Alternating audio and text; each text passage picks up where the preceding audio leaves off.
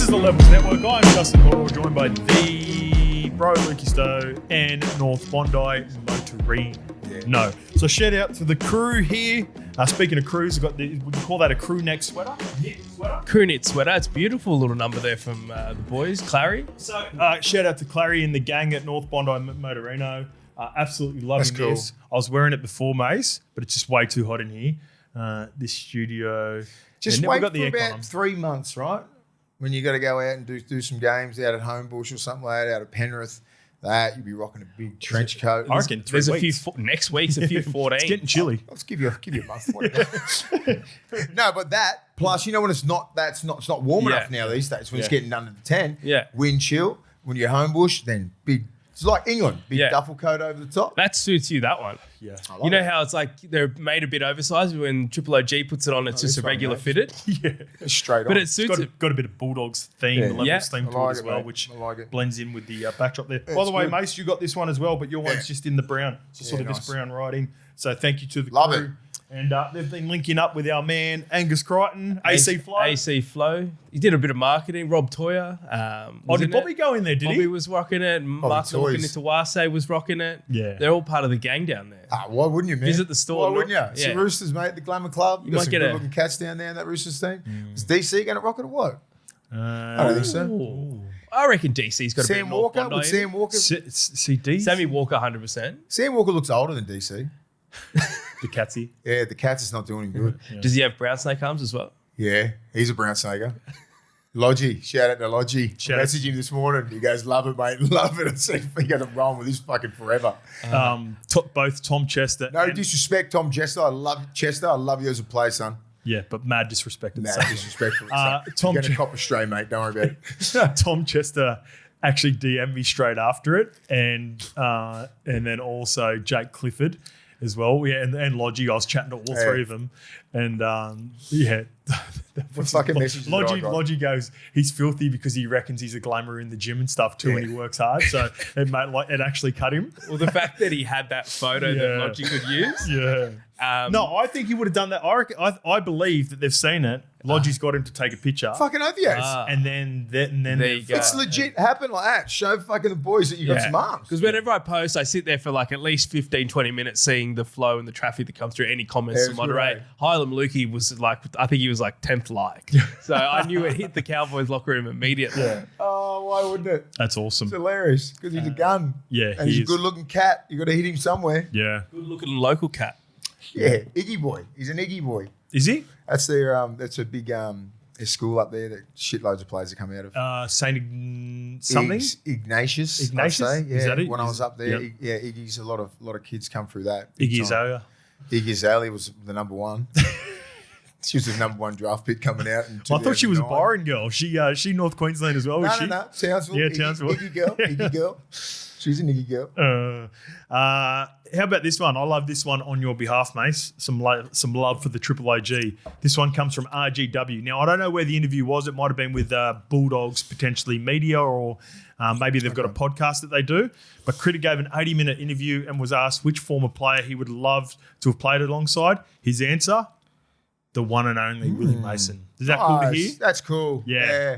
I got to find that. I think it was on The Source potentially. Oh, was it with I Sources think one? so, Was because it? that's the last podcast that Critta's done. Yeah, there you go. That Yeah. makes sense. That Nah, makes sense. that's cool. Yeah. That must feel nice, Yeah, mate. it does. Yeah. Because I rate CRITTA highly, mate. Yeah. My whole family of my brother's boys and Arch and everything love CRITTA. CRITTA. They love him because just say if you're a young kid, I mean, you would have got privy to this as well when you were young because you're old man and everything like that. Now, because I've taken these boys, right, to training in the sheds, they think they know. Well, they do, right? Presto, Birdo, Kicks, Oh, yeah. CRITTA. Yeah. Imagine But the- CRITTA's an outlier. The playground aura that would have at That's school. what I'm saying. Like these guys are going, yeah, I went down to an Origin game and this and that, and we're on the field, and I'm like, it's cool that I can give them that access, right? Yes. I love that. And even at the Knights game, we just jump the fence and just fucking get on there. And I give them all the accreditation and everything like that because the Bulldogs look after him, and then CRITTA comes around and they just get photos with just CRITTA. They just love him. And all the, obviously when you get beat, go into the sheds. And we went through that last couple of weeks, but that's beautiful from especially current play, you know what I mean? we're generations apart, but just to hear that's fucking awesome. Yeah, it's really nice. Yeah. I can speak on my experience as well as a kid. Yeah. My dad played in the NRL. I sort of took it for granted a little bit, but I also think it was a big part of how I transitioned into, the locker room. Even though it took me a while to develop and become a first grader, I instantly got along. I felt like I got along with everyone and was a really good locker room guy because I grew up in the locker room with my dad playing. So stuff that I took for granted. Weird 90s day, it would have been full access. He could just bring his boy along. So sorry, if you don't mind me. Sorry, Connor. How old were you when your dad was just say 94? So the years that I remember specifically, that like I'm leaning on this experience with 96, 97 Warriors. Yeah. So how old were you? I was 10, 11. Okay. Yeah. They're those memories you can so Archer's 6, Bombs 8, Polo's 9. So they really love their footy. Where Archer's just starting. A couple of years away. Starting to get into it. He's and now he goes, is CRITTA the leader? I said, yeah, he's the leader. He's the leader. I said, yeah, he's the captain. He's the best player. He's a great player. He's a great person. And he's and all they wanted was their jersey signed by CRITTA. And you know what I mean? Just because CRITTA he's just got that aura about him. Well, you know what? Look what he looks like. Bomber and Les is Bomber and Apollo. Yeah. They're starting to figure out the hierarchy of the good player in their own teams and that own. Yeah. That's when you start to get you play for fun to begin with, 5, 6, 7. Under 9s just running around all over the shop. Once you start getting to 8, 9, 9s, 10, that's where they you start to realise that there's a gun. Yeah. You need to get him the ball a little bit more. And you start to realise pretty quickly, I'm not that dude. And with those dudes, they're those dudes. Yeah. Right. I went to Morpeth Bulls training session last Thursday, and I don't think they knew I was rocking up. And Les is the coach. Yeah. Right? He's the coach. You got coach of the year and shit like that. I love him. He's fucking swinging it around. He's fucking full on. I love it because if you know Les's history and shit like he's had a checkered past and everything, but he fucking puts full tilt into his kids, mate. And they're fucking doing drill. He's got enough players. So people are bringing their kids from other Maitland and everything to get coached by him. Oh, awesome. Because he's old school. And if you're not ripping in and you don't want contact and shit like that, get out of the team. So he's got enough for 3 teams.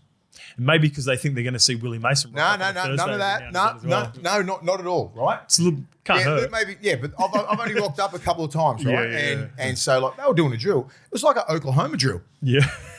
Without the pads, but a little What's bit. What's Oklahoma drill? Oklahoma drill when you start face to face like that, you go around and bang. Oh yeah, in the middle. Back and you try and Les has made a gap. This man, a little bit of footwork, and he goes, "No, you fucking run," and then you put people on their right shoulder, and I've taught Bomb and Apollo some little some tricks of the trade, right? Fucking with footwork, stepping in, eyes up, little bits, because they do jiu-jitsu and stuff like that. They're fucking weapons. Yeah. They're choking out 13, 14-year-olds. Yeah. They're fucking got it. I could get straight into jiu-jitsu. Yeah, and I'm just like, they understand weight distribution, all that sort of shit. They're pumping kids that are not their own age, and they're not big kids. They're just they're strong, right? They're strong kids, beautiful, beautiful kids. But yeah, I said, Les, he's up with the contact. He goes, no. Yes, this is contact sport. Yeah. And then he did their first drill was a up 10, back 10, up 20, back 20, up 30, back 30, up 40, back 40. 7 times. hit the deck on every one of them. Oh, wow. Hit the deck into the Oklahoma drill non-stop for 10 or 15, and then into a game, 10 minutes each half, full tackles. I was like, I had to call. I said, that's enough, Les. That's enough. And he goes, no, fuck it. He goes, these kids, because he understands, there's a few parents that, there's a lot of parents bullshit that, my kid's good enough to play once.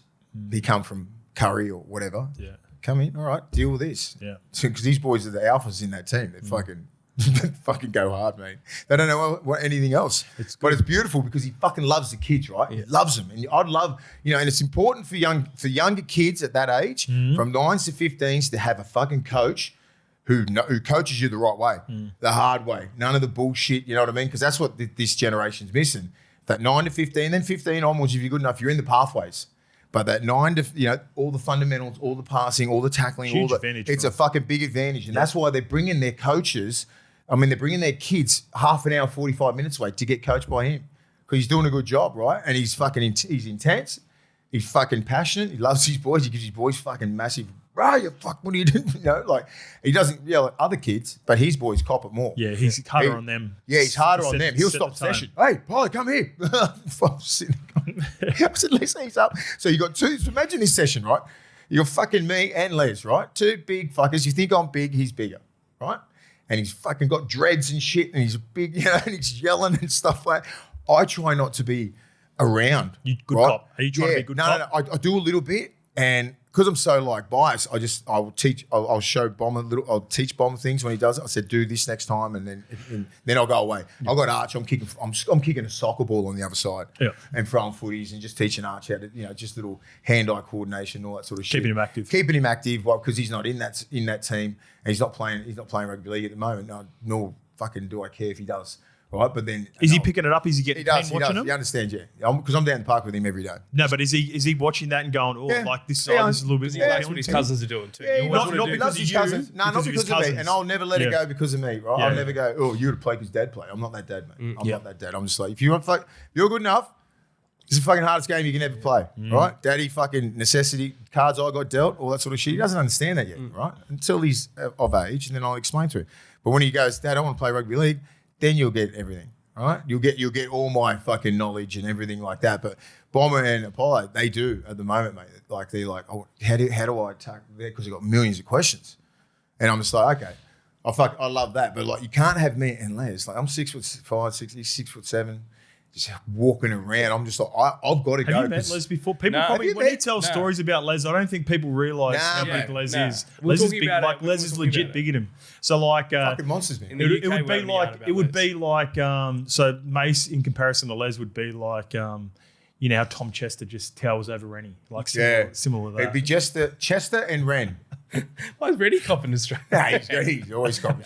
We started talking about 6 foot. I was like, that was some bloke goes 6'1" in the Rennie scale, 6'1" in the Rennie Matul scale. To put a bow in the tangent, I was going to bring it up earlier, but Alex Glenn had a post about that the other day. When his son walked out at Suncorp. His son walked out. I'll just paraphrase. It's pretty long. Go read it out. We got time. I've always been asked if I want my kids to follow my footsteps and play footy. Instantly, my reply has always been, it's up to them if they choose to. Reason being is I want my kids to chase their own dream. I'd seen it through my journey and life. So many parents have tried to live their dream through their kids and the backlash as they had. Now, this wasn't the case in my life. I made my own decision to pursue my dreams, to go down to the next bit. I now look at my eldest son. He lives and breathes footy. His dream is to play in the NRL, and watching him walk onto the stadium last night where I got to live my dream out at, asking him to soak it all in, manifest himself doing the same, running out there and playing the sport he loves for the team he loves with his brothers by his side. This was a pinch myself moment. I'll always be a dad that just wants my kids to be happy in whatever their journey is to be. I will guide them, support them, be right there by their side for the highs, but most importantly, the lessons that come their way in order to bounce back and keep going. There'll be a time where we have to let them spread their wings and fly on their own. It's our duty to equip them with the skills and knowledge to do so confidently. Work hard, my son, and the things you wish for in the future could just be around the corner. Yeah. Well said. One of the great humans, Lexi. And that's what and that's perfect, right? Because all former players like myself and who I lived my dream, all of it. Every single thing I wished for and dreamed when I was like a 12-year-old, I did everything. It's very rare for that to happen, right? And I'd never, and that's the cards that I got dealt, right? It's a bit of the upbringing and everything like that all compounds into what I am today. So you don't have to go through what I went through. That's the difference, right? You can't be cut from he's an eastern suburbs boy. That's where he was born. I wasn't born like, and I've lived my life like that to get him different opportunities in life, right? Business opportunities, like anything, sport, this. I've kicked those fucking doors. Foot in the door, I kick the fucking doors down, right? So he doesn't have to. So when it becomes his decision, it's a different decision. It's a different attitude. But now, I just want him to have fun. It's not to say that he's not going to face adversity either. No, if he's going to face adversity and everything, I've got to teach him how to fucking be a man in this fucking world that we live in right now. That is the hardest fucking thing, is to raise a good human in this society right now of all the bullshit going on. That's my main fucking job every day. Well said. Yeah. Good tangent. Love a good tangent. All right, let's get to this one. You never walk alone. I love how we started talking about you and CRITTA, and you turned it to your kids and your nephews. So that's awesome. This one comes from Just How. Scope looks like he just got back from being a contestant on Squid Games. Love that. That's cool. why we've had to change to the North Bondi Motorino kit, because I got absolutely hammered. But it's a cool jacket. I get the colour, but yeah. But mate, it's a good comment. It's that good, and people in the comment section were saying this has to be a golf day comment. It's up there. It's up there. You are a contender. Just how, not just Horo. Just how. Just how. Adama's brother. It's good work, Lukey. So I'm putting that in bold as I go back and look throughout the season. You are in contention for the golf day, which we will drop some details really soon. It's basically the difference between the golf day and years past is we've pretty much got all our sponsorship all sorted out. The play, we know I don't have to chase the play, so I'm a little bit more chilled on it this year. But yeah, we'll start promoting that soon. There will be limited spots for sponsors, so when I do announce that, make sure you get in real quick or you'll miss out. All right, let's get to this comment from a union turned league dribbler. And it's a good message. I love it as well. Just some good positivities to start the show. This one comes from Come Here. Boys, L1 from week 1 via some of Willie's promo on some of the old Hello Sports content. So it must have been your interview that you did with the boys a couple of years ago. I'm a lifelong union player, a lock that still believes he's a 10. Yeah, that's right. I get it. And I grew up thinking that league was just smash and crash boppers with elite athletes in the OBs, while union was much more detailed and precise within defensive structures and its need for an elite ball handling between tight forwards to link into set plays. Hearing you two rugby league icons, in brackets, Hoz as an icon, argue with a war if you don't agree. A war? Talk shape has really opened up my eyes to this beautiful game as I've matured over the years. Honourable mention to when Willie breaks down how player tendencies can hinder a team, referring to the dragon struggles. He looks at Lukey because I know, just like us, he has a rugby league fully under the desk, bathing in the shape jacket.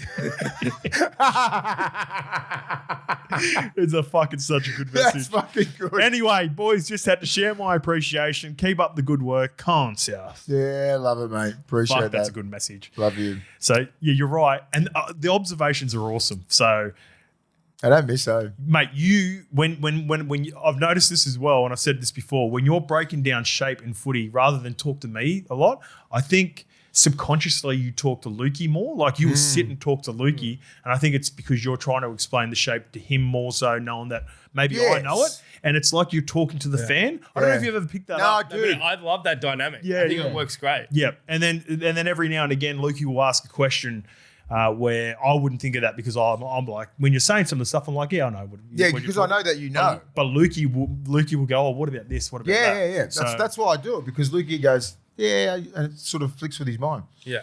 Can I add on while we're on rugby union, first thing, Zach Lomax getting his first start this weekend. Yeah. How'd he go? He played all right off the bench last week, so it's his first start this week for Western Force. Second thing, do you guys know MOANA Pacifica? They're folding. Yeah, they folded, That's sad, isn't it? Is it officially done? Yeah, is it? it's done. I saw that is sad. It sucks. I always thought it was a tough carry for this reason. Is that Artie in that over there? Yeah, Artie. Artie's the captain. Yeah. I thought he would have. I think they thought that he would have taken it to that. To be next fair, I level. probably should do more research on this, that's but why. maybe we'll get some. No, we don't know. It was just a headline. Yeah, we'll get some stuff in the comments that can help us out with it. So if you're more detailed around this, but I never knew where were they actually based. Do you know where they were based? And then therefore their attendance. How was that? So they were based in Auckland. Yeah, okay, there you go. And then, they're disabandoning, which is sad. So Yeah. So basically, it was a team made up of Polynesians and Pacific Islanders, but it was based in Auckland. It was They just weren't winning. I love the idea of it. They just The weren't idea winning. of it's awesome. They just weren't winning. I think they were doing. I don't think they were doing that bad, though. Yeah, that's what I'm saying. For them, Artie still got But number 8 of the year. I want to finish off this playing point. I'm for trying to the gather league. my Go, thoughts go, on this and go. get it right. They would have been every club in New Zealand's second team. It felt like. For sure. Right? Because you've established whether you're Samoan, Tongan, Fijian, or whatever it may be. You might have been a Blues fan, a Chiefs fan, Crusaders fan, or whatever, Hurricanes. Who are we missing? Highlanders, probably missing another team, whatever. The Super Rugby franchises. Grown up for 20 years supporting those teams. Similar to the Redcliffe Dolphins. I say this all the time. We're about to talk about the Dolphins in a little bit as well.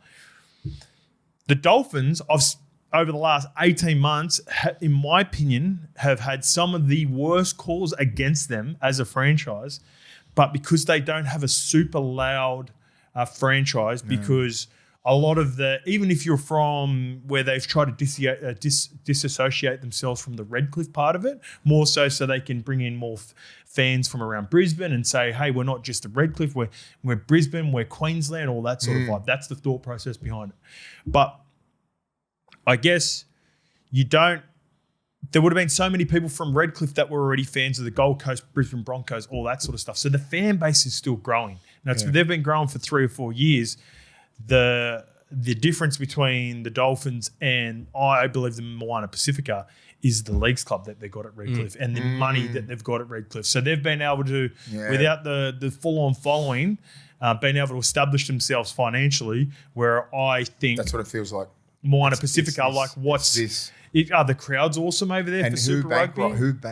How does the salary Correct. Get in our comments and let us know. I think that's where it's very nuanced, and we don't understand that bit because, on the surface, you're like, that's a great idea. Moana Pacifica, you keep signing Artie Sevilla, you got all these other big dogs. People are coming over trying to support it and keep it afloat. It's a money thing. It has to be. Yeah. It has to be. It's not the talent. It's not anything Let us know if we're on the right track. I'm not sure. We might have to talk to... Flick him a message. Flick Artie a message. He'd know. Yeah, I think Artie would know. That's what I'm saying. But there's also stuff when you're so closely connected to it, you've got to be careful what you say. And yeah, of course, sort of stuff. that's true. And without, someone would know in the inadvertently comments, throwing and someone a under couple the of bus. New Zealand fans would be like, yeah, we've got a huge. That's why I brought it up. Yeah, Get in the chat, get in the comments, boys. Okay, so we talked up the Dolphins, and I have been a Dolphins lover, Mace. So I've been organising this behind the in the background. So we are heading up, mate, on a Thursday, the 7th of May. Round 10, Thursday night at Suncorp. We have the Dolphins hosting the Bulldogs.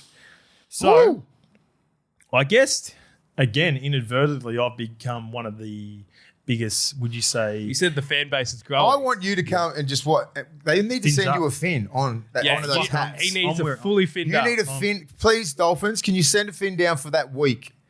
We'll be up there. Come and get it from you. No, just before the fucking in the potty. lead He's up. got to wear it on the potty.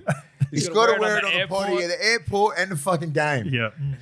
All right, so what we're doing is we are going to be doing a pre-game show before the game. Yeah, cool. All right, so you can get tickets, go on to the site. The LUKEY is going to post in the bio. There's a hospitality package. It's $150 total, right? And what that gets you is a pre-game show in the Paddington Room at Suncorp Stadium beforehand. We'll be on stage for about half an hour, 45 minutes with a guest. Beautiful. Do we know who that is? We're still working and confirming it, but we will have confirmation in the next week or two. You're going to get snacks, all that sort of stuff on arrival. There'll be a beer, wine, or soft drink on arrival as well. And then you've got our own dedicated bar only for the people that are part of our group. Cool. And then we have reserved seating just for all of us, and we'll be sitting amongst those fans. You can be Bulldogs fans. You can be Dolphins fans. Yeah, get in there. Fans. Yeah, come and join us for the game. We're going to have some fun. We're going to talk pre-game stuff. We're going to talk tactics.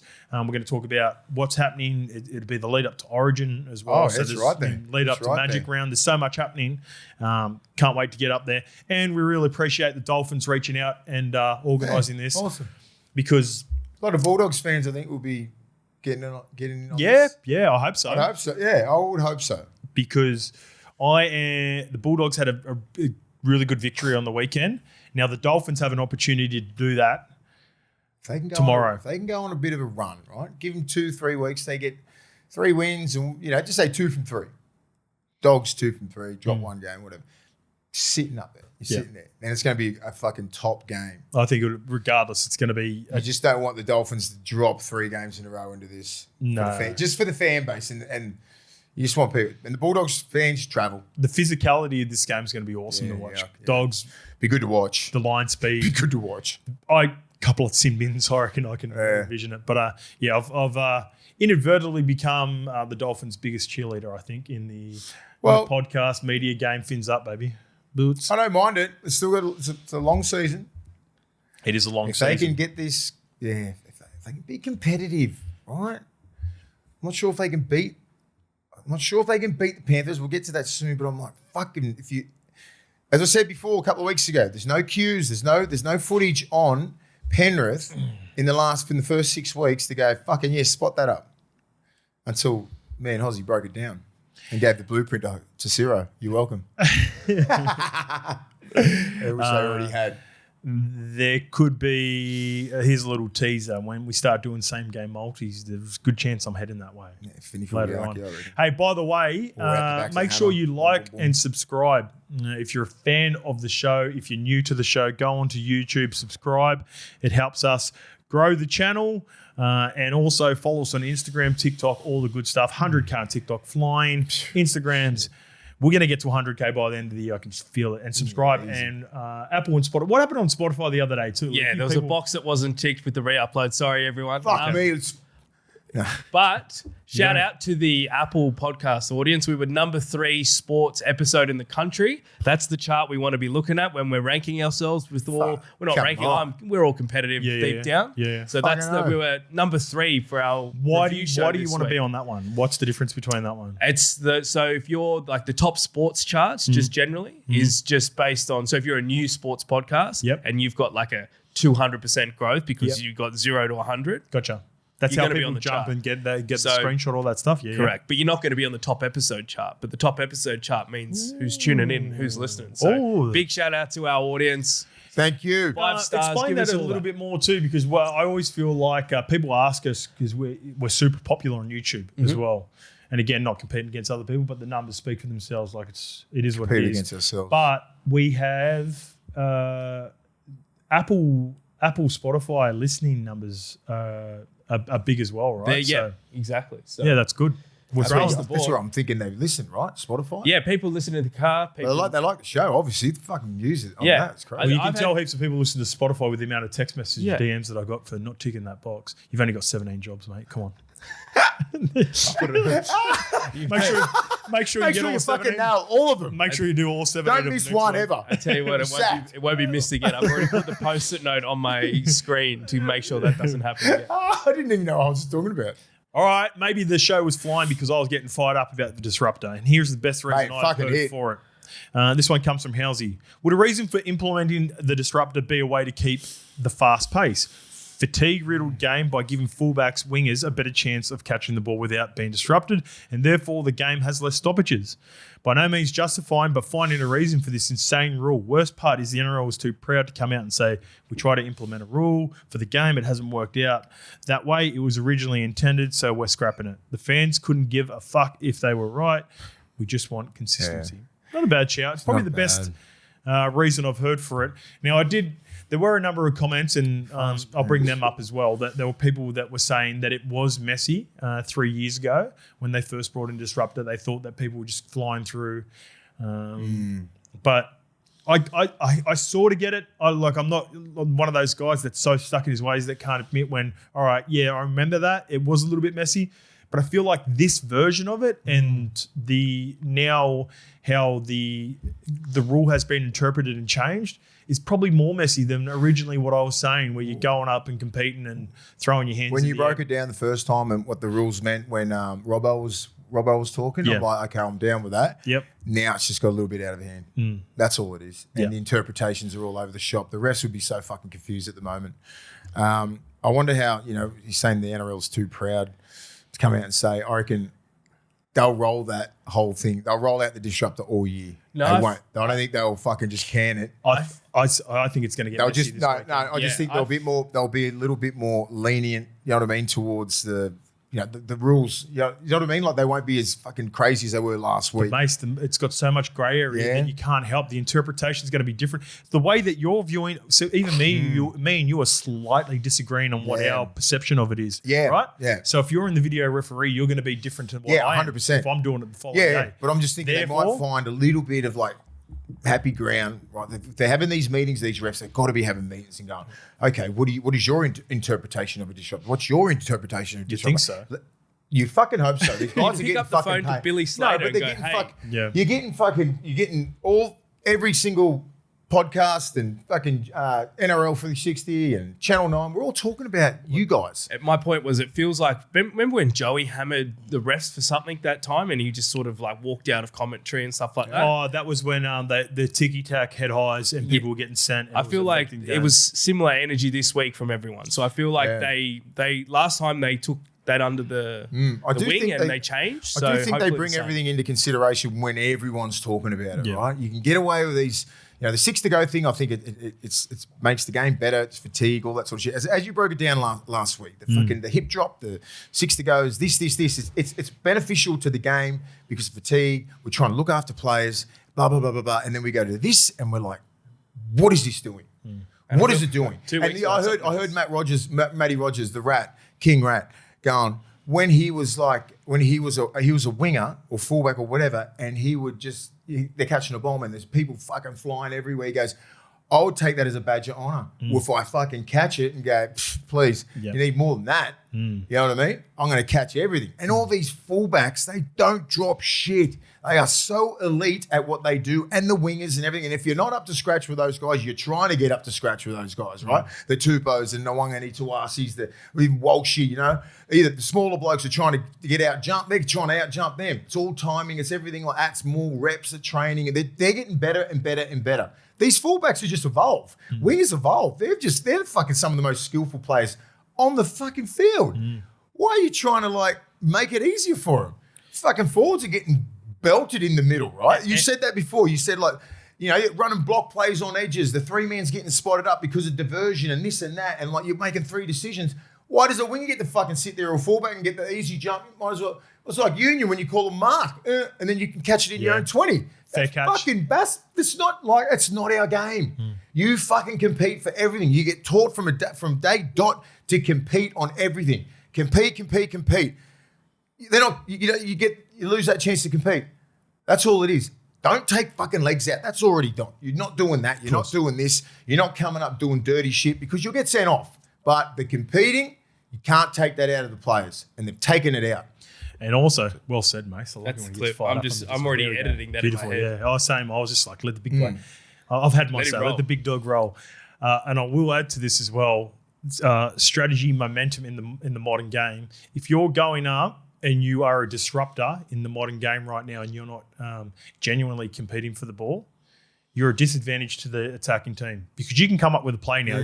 How many times have we seen people jump over a fullback, grab the ball, come down with it, and either score, offload, and create havoc? Yeah. So, I can't. If I was an edge back rower, and there were a couple of times, where I'd get some good opportunities to go up on top of the 3-man and come down. It's a tactic. Lucky enough in my career, come down with a couple of them.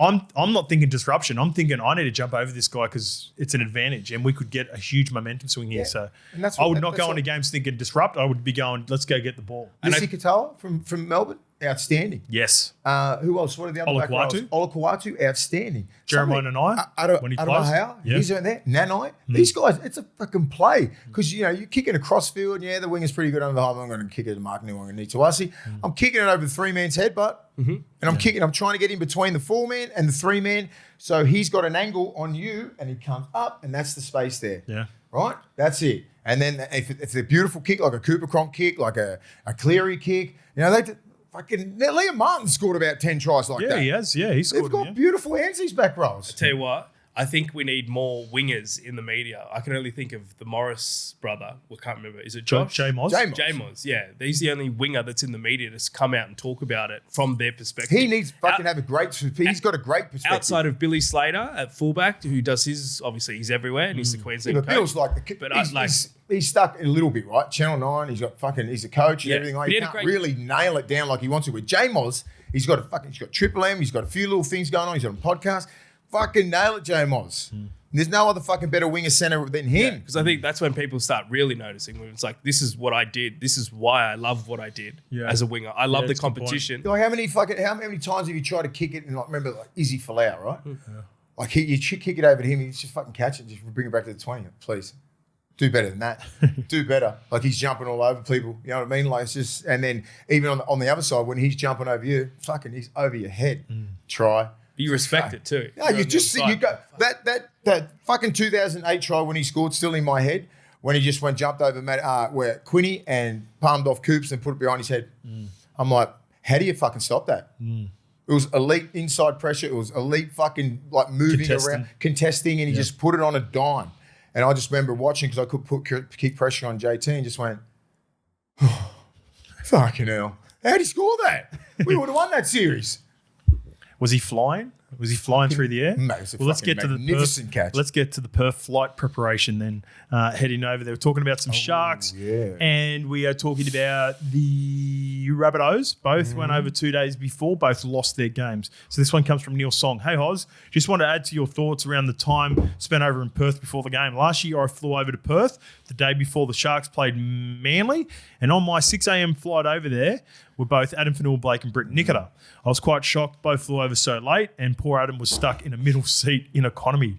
Didn't even Fuck off. Serious? Didn't even get the upgrade. The upgrade. Remember I was middle seat from Adelaide. That done my head in. The best was when it was the three of us and I was in the middle. That was seriously. They put him in business or anything like that? Come on, it's the big man. Interestingly, he came off early in that game with a groin issue that persisted for a large chunk of the season. I definitely think some teams should have a better plan for games involving longer travel times. Now, here's a couple of things. I know this for certain, and I think it was around this time. This is why he went over so late. The passing of a family member during that time. So I believe that was the reason he went over late. Yeah. And I believe, and I'm not 100% on this one, I remember Britain welcomed, had his partner, they had a birth last year. Yeah. So I think that was the reasoning for both those players turning up late, but it's also a good case study through their situations where it's shown – like Adam, I remember Adam got injured in that game, and then Fitzy said around round 23 or around 24 or something like that in the presser, Adam's been carrying an injury for like 2 months, hasn't told anyone, and just been fighting through training. So not only is the fatigue issue and the time difference and all that adjusting. It's flying economy. That's what it is. But it's also like going over so late can attribute to can be a factor in maybe potentially picking up an injury. Like just say if he was in the middle seat in economy, he is a big man, right? You need to fucking spread those legs, mate. You know what I mean? You need to be. They've got to upgrade him and put him in business at least minimum, mate. Or if I was him, I would have paid myself. Yeah, it's a bad miss for the Sharks. Bad miss. Anyway, and all you can do is the blueprint and the whole schedule is out there. You just got to talk to some West Coast and Freo guys. Ooh, that's all. You know what I mean? Like talk to those guys. How have you been doing the travel for the last 20, 30 years, West Coast? When you're doing an East Coast travel, who you got? Do you stay there for a month? Do you stay there for 2 weeks? Do you fly back? When do you fly family over? You know, they're the logistics and the things that we don't know. And because of sports science and everything's behind everything now, and all the other what is it? Fucking what's it called? Nutrition. Everything. Yep. Nutrition, fucking bullshit like that. So it's all there. It is all there. All you have to do is talk to the S&C from West Coast, all the Freo, all those guys, and go, how have you been doing this? We're going to copy and paste it and just do exactly how it is with the flights, the sleep deprivation, the acclimation to the time zones and all that kind of stuff. What works better? And then go do exactly what they're doing. Sorry, I got a little bit distracted. I was looking at our partners from Parramatta. Analytics. That's what I was looking for. Analytics. Just I want to ask you this question. You probably mentioned it. Do you talk about the blocks with the Perth going the other way? Yeah. So the Fremantle and West Coast Eagles, they go when they normally go at least 2 weeks if they go to Melbourne or Sydney or whatever. Yeah. So they'll go 2 weeks away games, 2 weeks home games, and rotate. So the scheduling is important for what the NRL do. That you're not playing like a New Zealand, right? Yep. And then coming back and then playing North Queensland. And then a home game, and then please just give them 2 or 3 weeks around this week. They got their New Zealand game. I'd hope to God that they don't schedule that. That would suck. Yeah, for both. They should both. Well, they should meet halfway at North Sydney and represent the Bears. That's what they should do. Yeah, for that game, they should be playing at North Sydney. Warriors versus Perth. That'd be sick. Should be at North Sydney Oval. I saw Blake Solly, South CEO, did the Bears podcast, and he wants to be the first team to play them in Perth. Oh, okay. So he wants to head over there. Yeah, there you go. They've been over there 2 years in a row now. Big Brown, South Sydney. He does a good job, Blake Sully. Yeah. Awful golfer. Is he? Is he at the coast? He's at the coast. Played a couple of times with him. Yeah, he was from last year. Yeah, fucking. I'll tell the story. Go on. We're playing golf, and by the way it works, he's a member at the Coast, I'm a member at the Coast. We just happen to be, not linking up to play golf with Blake Solly. And again, it sort of sounds like a dig. It's just the way that you've been linked up with Blake Taff in the past. You've been linked correct. up with all Like these there's other footy players. but I go down and I put my name on the sheet, and then whoever's in my group's in my group. I don't look at it. I rock up sometimes and realise, oh, fuck, there's Dry Gray, or there's Blake Solly, or there's Latrell Mitchell, or there's Egan Butcher is down there sometimes. So every now and again you see players. Anyway, so we're just talking about, fuck, mate. I said, mate, what's going on? Like, fuck, you just bang the injuries and all this sort of stuff. And he goes, it's going to be the main focus in the off-season is looking at what's happening with all the injuries and all that. And he went through a period where he snapped 3 T's in a row. And I go, fuck, your T's can't even stay healthy. You would have loved it. He sort of like laughed a little bit, but hated it. So he's frustrated because he wasn't playing well, but also like snapping. and I thought, oh, is that? I don't really know him that well. Do I fucking throw that in there to kick him while he's down? You got to. Can you next time you play with him, tell him to whatever research you did, send it to Parramatta.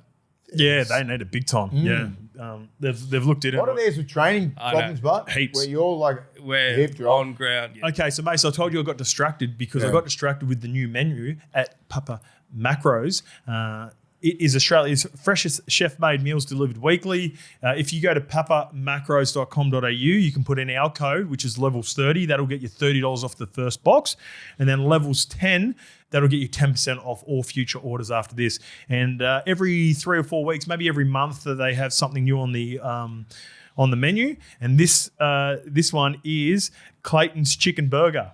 So you know who Clayton is? Oh, this Clayton's is the guy World? that trains with. He trains with Shawnee. Yeah. Clayton Bigsby.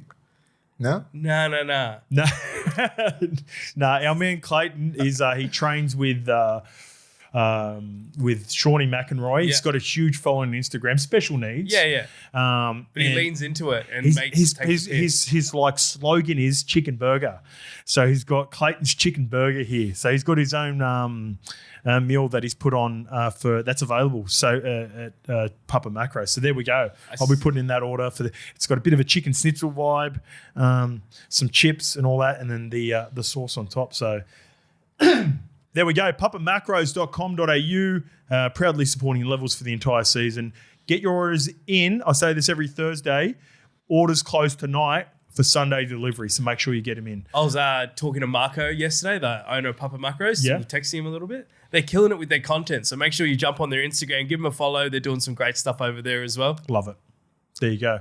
How about, I should have gave you more preparation for this, mates, but let's go. We might be able to figure this out because I took a picture of it. This is just a YouTube question, and it's funny because at the same time as I got this question, I also had a screenshot of some forwards, the most intimidating enforcers and forwards on Edwin Asatasi. You shared this, and you're one of them. So ask Mace to put together the meanest, scariest, nastiest forward pack of all time from any era. Do you want to do this together, Mace? But also, let's not put any dogs in there. No Bulldogs? No Bulldogs. I was only going to put Ogre in. Yeah, okay. So let's Ogre. I would have put Ogre in as well. So front row. Because I'm not talking raw talent and shit. No, just I'm just going nutcases. like Adrian Morley, and Gordon. Sam Burgess, Gordon Tallis. Okay, so there are back rowers. Mm-hmm. That's a nasty. Oh, let me get this right. So all hitters. So let's go. Ogre front row up front. Is Mace in the team? No, we're not taking Mace out of the team. This is Mace's captain coach. So we're going Ogre. Who did you say the other front row? Moz. Right. Adrian Moz or Moz in the back row, Gordy and Sam Burgess. No, let's put Moz up front. Trying to think of another front row on this modern day. Shane Webke was fucking nasty. Yep. Like he had that real I love Petro, right? Yep. But it was a different sort of different sort of players, mate. Like Webby was fucking about it. No, so was Petro, but like who's another lock? Who's a lock that shoots out of the line and just fucking bashes people? Two, I saw a photo of Luke O'Donnell. Oh, the Donsky's got to be in there. Donsky, yeah. So put Sam Burgess in front row, put the Donsky at lock or back row or something. No, let's do this. And let me see. If you agree with this will be our forward pack. And we need to find a hooker too, by the way. So up front, we've got Moz and we've got Marco Mealy. Mm-hmm. At lock forward, we've got Sammy Burgess. Yep. At left back row, we've got Luke O'Donnell. At right back row, we've got Gordon Tullis. Yeah. You can fuck around. Yeah. That's who's our hooker? Who else is gonna? There's got to be a hooker that's took some names. Well, Danny Medeiros was like, he was just I look at him and go, because underweight, right? Yeah. But if he was 10 kilos heavier, he would be hitting blokes on their back. Remember that tackle that he hit with Shane Webke in that 2000? Yeah. Knocked himself out. They're just fucking. That's the sort of the intent was there. There's not many players that used to play under his weight and hit like that. He hit like a truck. I'm even trying to. I'm just trying to think if I can. I'm trying to go back to the 90s, as well. Even the 90s. Nah. Who's a hooker from the? Prittis? Nah. Prittis was thick. I wouldn't say he's a full good player, but I wouldn't say basher. Some good hookers there. I'll give you some names. Let's go. Isaac Luke. Yeah, Bully could lick ya. Friendy. No. Jake Friend, tough. I wouldn't say hitter. Bully was probably the best hitter out of all that. Bully's a good shout. Bully's good. He would pop you if you caught him. If he caught you slipping. Yeah. He's fucking. And just as before, like the shoulder charges and all that sort of. He was hitting like Sonny Bill. I've got it. Chico. Oh, Chico can take you too. When he was taking shots. Yeah, Chico. Yeah, Chico was good for a fucking couple of years. Yeah, but fucking Isaac. Bully had about 10 years. I know.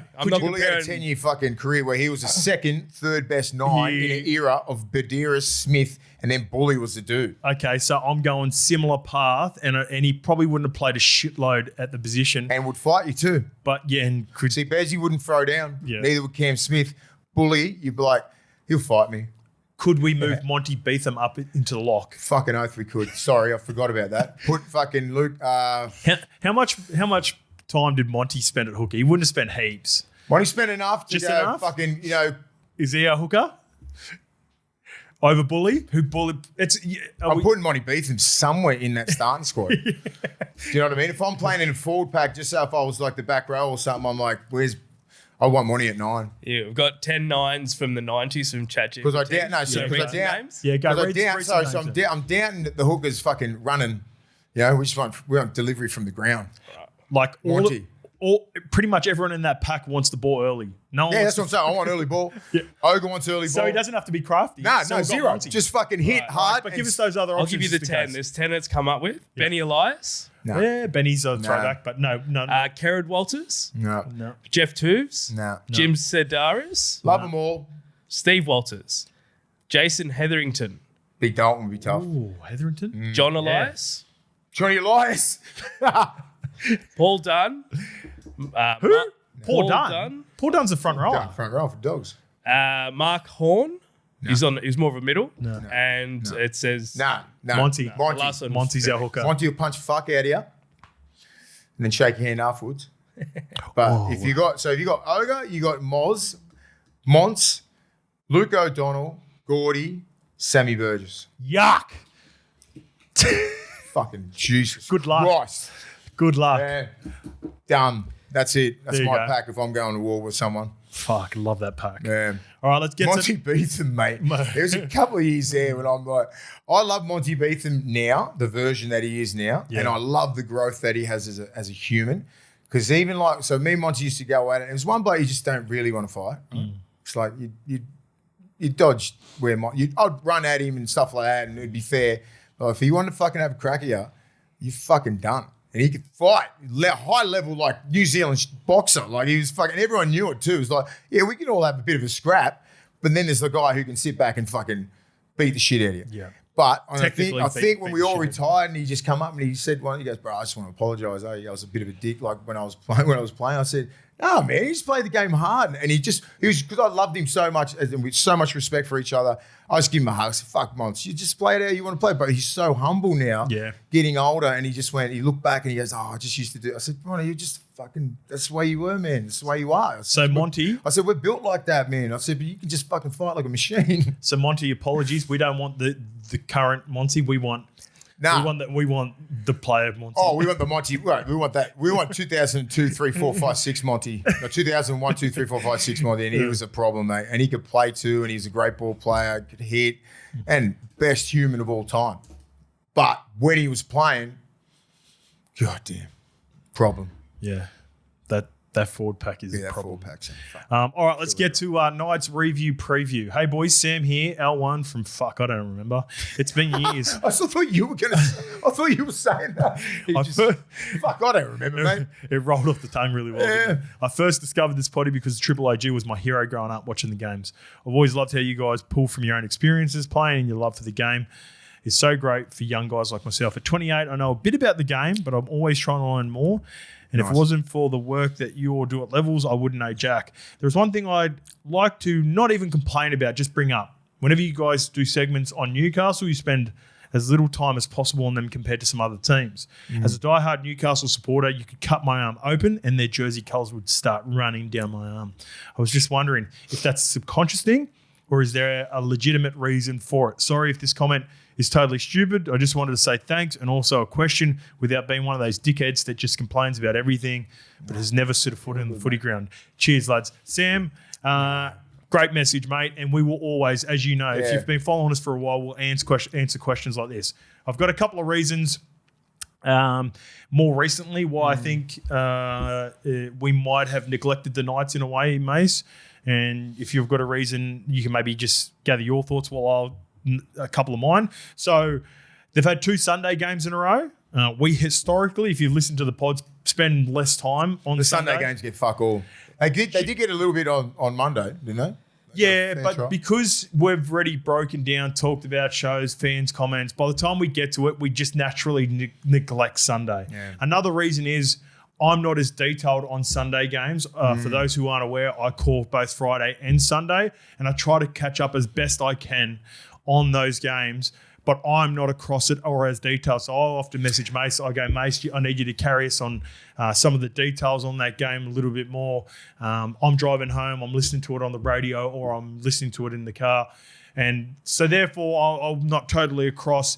On the weekend, specifically, the Tigers and Knights game. Now, I see all the highlights and I listen to the game, but I'm not sitting there. The difference between Sunday for me is all the other games, Friday, because even the Friday game, even though I call the Friday 6 p.m. game, first thing Saturday morning I get up and I rewatch the second game on Friday, and I'm doing all my notes. So I'm so much more detailed on Thursday, Friday, Saturday than I am the Sunday games. Yep. And last bit, and I'm sure you're gathering a couple now, Mace. There's been a huge injury toll at Newcastle, so they've been brave, but they're just lacking star power. So, not without missing Kalen, Bradman Best, Dylan Brown. I love what those unheralded players have been doing at the Knights. But if I'm not a Knights fan, because I'm not a fan of anyone, I just love watching footy, I'm more drawn to other games that have stars in them. That's just calling it how it is. And it's like Newcastle say the last 3 years, bottom four. I mean, I think they won that 2 years Only ago. last year. The year before they'd made the They've been all right, finals but 3 it's years just ago. like, and everyone was very negative at the club, right? And I don't like talking about Newcastle in that much of a negative light. I love Newcastle, right? There's a couple of times we had a crack at like gamble and all that sort of shit. That's just like fucking tongue in cheek. We had a little bit of beef there, but it's fucking squash. No animosity there. Now, a new coach. I got a new sort of love for the club. I love AOB, but like he was never there when I was there, or I have no connection with him. I got a connection with him now at the Dogs. So I got a connection with Justin Holbrook because I've known him for fucking 20 plus years. Damien Vidiris is back there. There's a lot of other guys that are still there, hence why I went into the Sheds. And I've never been in the Sheds there since I played. You know what I mean? So that's a bit more welcoming back there. And, there's a couple of things there. The brand of football that they've been playing for the last couple of years is not that much to talk about. It's pretty negative. Like I don't want to sit here and just hammer Newcastle. Like Last year offensively. when you fucking had Hastings and you had all these guys that were just fucking the club up, and I love the club, right? But it was had players there that were like, you're not going to speak in a great light of. Now I'm just like fucking love the way they're playing. We love but it sucks that they've been falling on Sunday games, right? Love the way they're playing. Love the resilience that they're doing. They love how they're being coached. They're staying in games. They got blown out by the Tigers, but I get it. Few injuries here and there, but when KP comes back, Dylan Brown, Bradman Best, all that kind of, we'll start talking about Newcastle in a different light. But the last couple of years, it's just been like, it's just a shit show up there. There was another comment around the Roosters as well. Someone wrote it about the Roosters as well, and I again, week to week, it's probably going to be a little bit different depending on the schedule. And then some games are just more interesting than others. Sorry, as well. and when we break games down a lot and we look at trends and we look how they're playing, I don't know what Newcastle looks like. You know, I don't know what their DNA is yet. I'm trying to figure it out, and we won't figure this out till we get to Magic Round or a little bit after, because KP's going to be, Dylan Brown's going to be back, Brendan Betts is going to be back. Then we're like, okay, do I have a team here? What's the, a lot of teams were sort of figured out. Like St George is getting a lot of airwaves time because fucking people talking about how fucking shit they're playing, right? Penrith, you've got Bulldogs, you've got all these other top teams. Sort of like there's trends that are sort of coming into fruition, right? Everyone's like, okay, completion rates, and you sort of figure it out with the really good teams. Bottom teams, you've got to come up a little bit. And Newcastle's not a bottom team at the moment on the ladder, but, it's a long year. And we'll give fucking teams their flowers when they deserve them. That's the fucking problem, right? That's what you're getting at. I'm just like, I'm not going to talk about a team where I'm like, yeah, they're fucking going all right. But I'm like, I want to talk about a team like Penrith, give them their flowers, get killing it, right? Brisbane's going good. Dogs played well on the weekend. Cronulla was fucking, Cronulla, hater over here, fucking spent 25 fucking minutes on. We spent them on, spent so long on Cronulla. West Tigers, I don't give a fuck about the Tigers either. Spend a lot of time on them because I like the way they're playing. Yeah, so I would put that in. Like Tigers last year, probably not as no long airtime. I'll tell you what now it is. You're getting airtime, right? Parramatta, fuck all. At the start, you were getting it. Now you're not. I'm clinging. I'm the only reason we get Parramatta. And my fucking rivalry with Parramatta, Bulldogs, Parramatta is sort of done because I love the fucking players there. I love seeing them go good. I love Rolsey. Rolsey wasn't there. A couple more strays than this. That's why Rolsey saved Parramatta. But that's the way it is. And like, Moses too. Moses. Yeah, and I love Moses. And I'm like, but if you don't deserve like the big raps and shit, you're not going to get them. I'm not seeing you fucking try and pump every team up. Fuck. What were you going to say? The style that he's alluding to before. At the moment, right now, I'll tell you what their style is. They're working really hard for each other. They're super connected. Yeah. It's not overly pretty, but they're breaking teams. They broke the Willa teams that they defeated, and they haven't really done it with specific shape or anything that silky because Kalen and Dylan have been out. But once they do welcome both those guys back, and we see a certain Justin Holbrook's style at Knights, and they're winning these big games with a full deck of cards against other big teams, then I'll be more definitely more because we can see detailed it. with the breakdown of that We game. can see it happening, but we can't see it all because of KP and Dylan Brown, because that's going to look like a whole different dynamic of a club. And even Bradman Best on that left edge, you're going to see a lot of players get moved around. Then you'll see it like after Magic Round. You'll go, okay, this is what they were about. But then all they're doing is building a new culture, how they work hard for each other, and everything's an effort.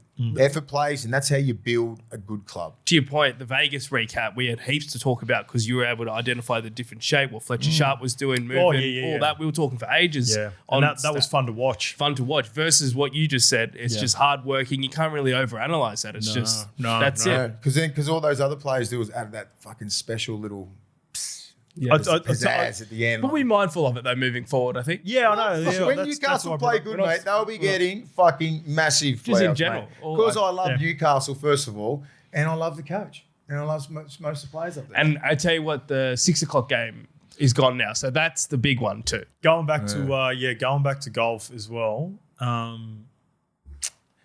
Because it can go one way or the other too when you're doing stuff like this. And now currently you see teams, whenever teams or players are struggling for form or they're not getting the wins, they get hammered. Or if you're playing golf, you're playing too much golf, or if you got a podcast and all that sort of stuff. The Melbourne Storm boys are sort of going through that right now, right? See Pappy yesterday? Yeah. What's he doing? No, he's just telling Munster and Husey to stop podcasting with him. Yeah. Taking the piss. The Knights boys have messaged me and Callum were messaging about this last week.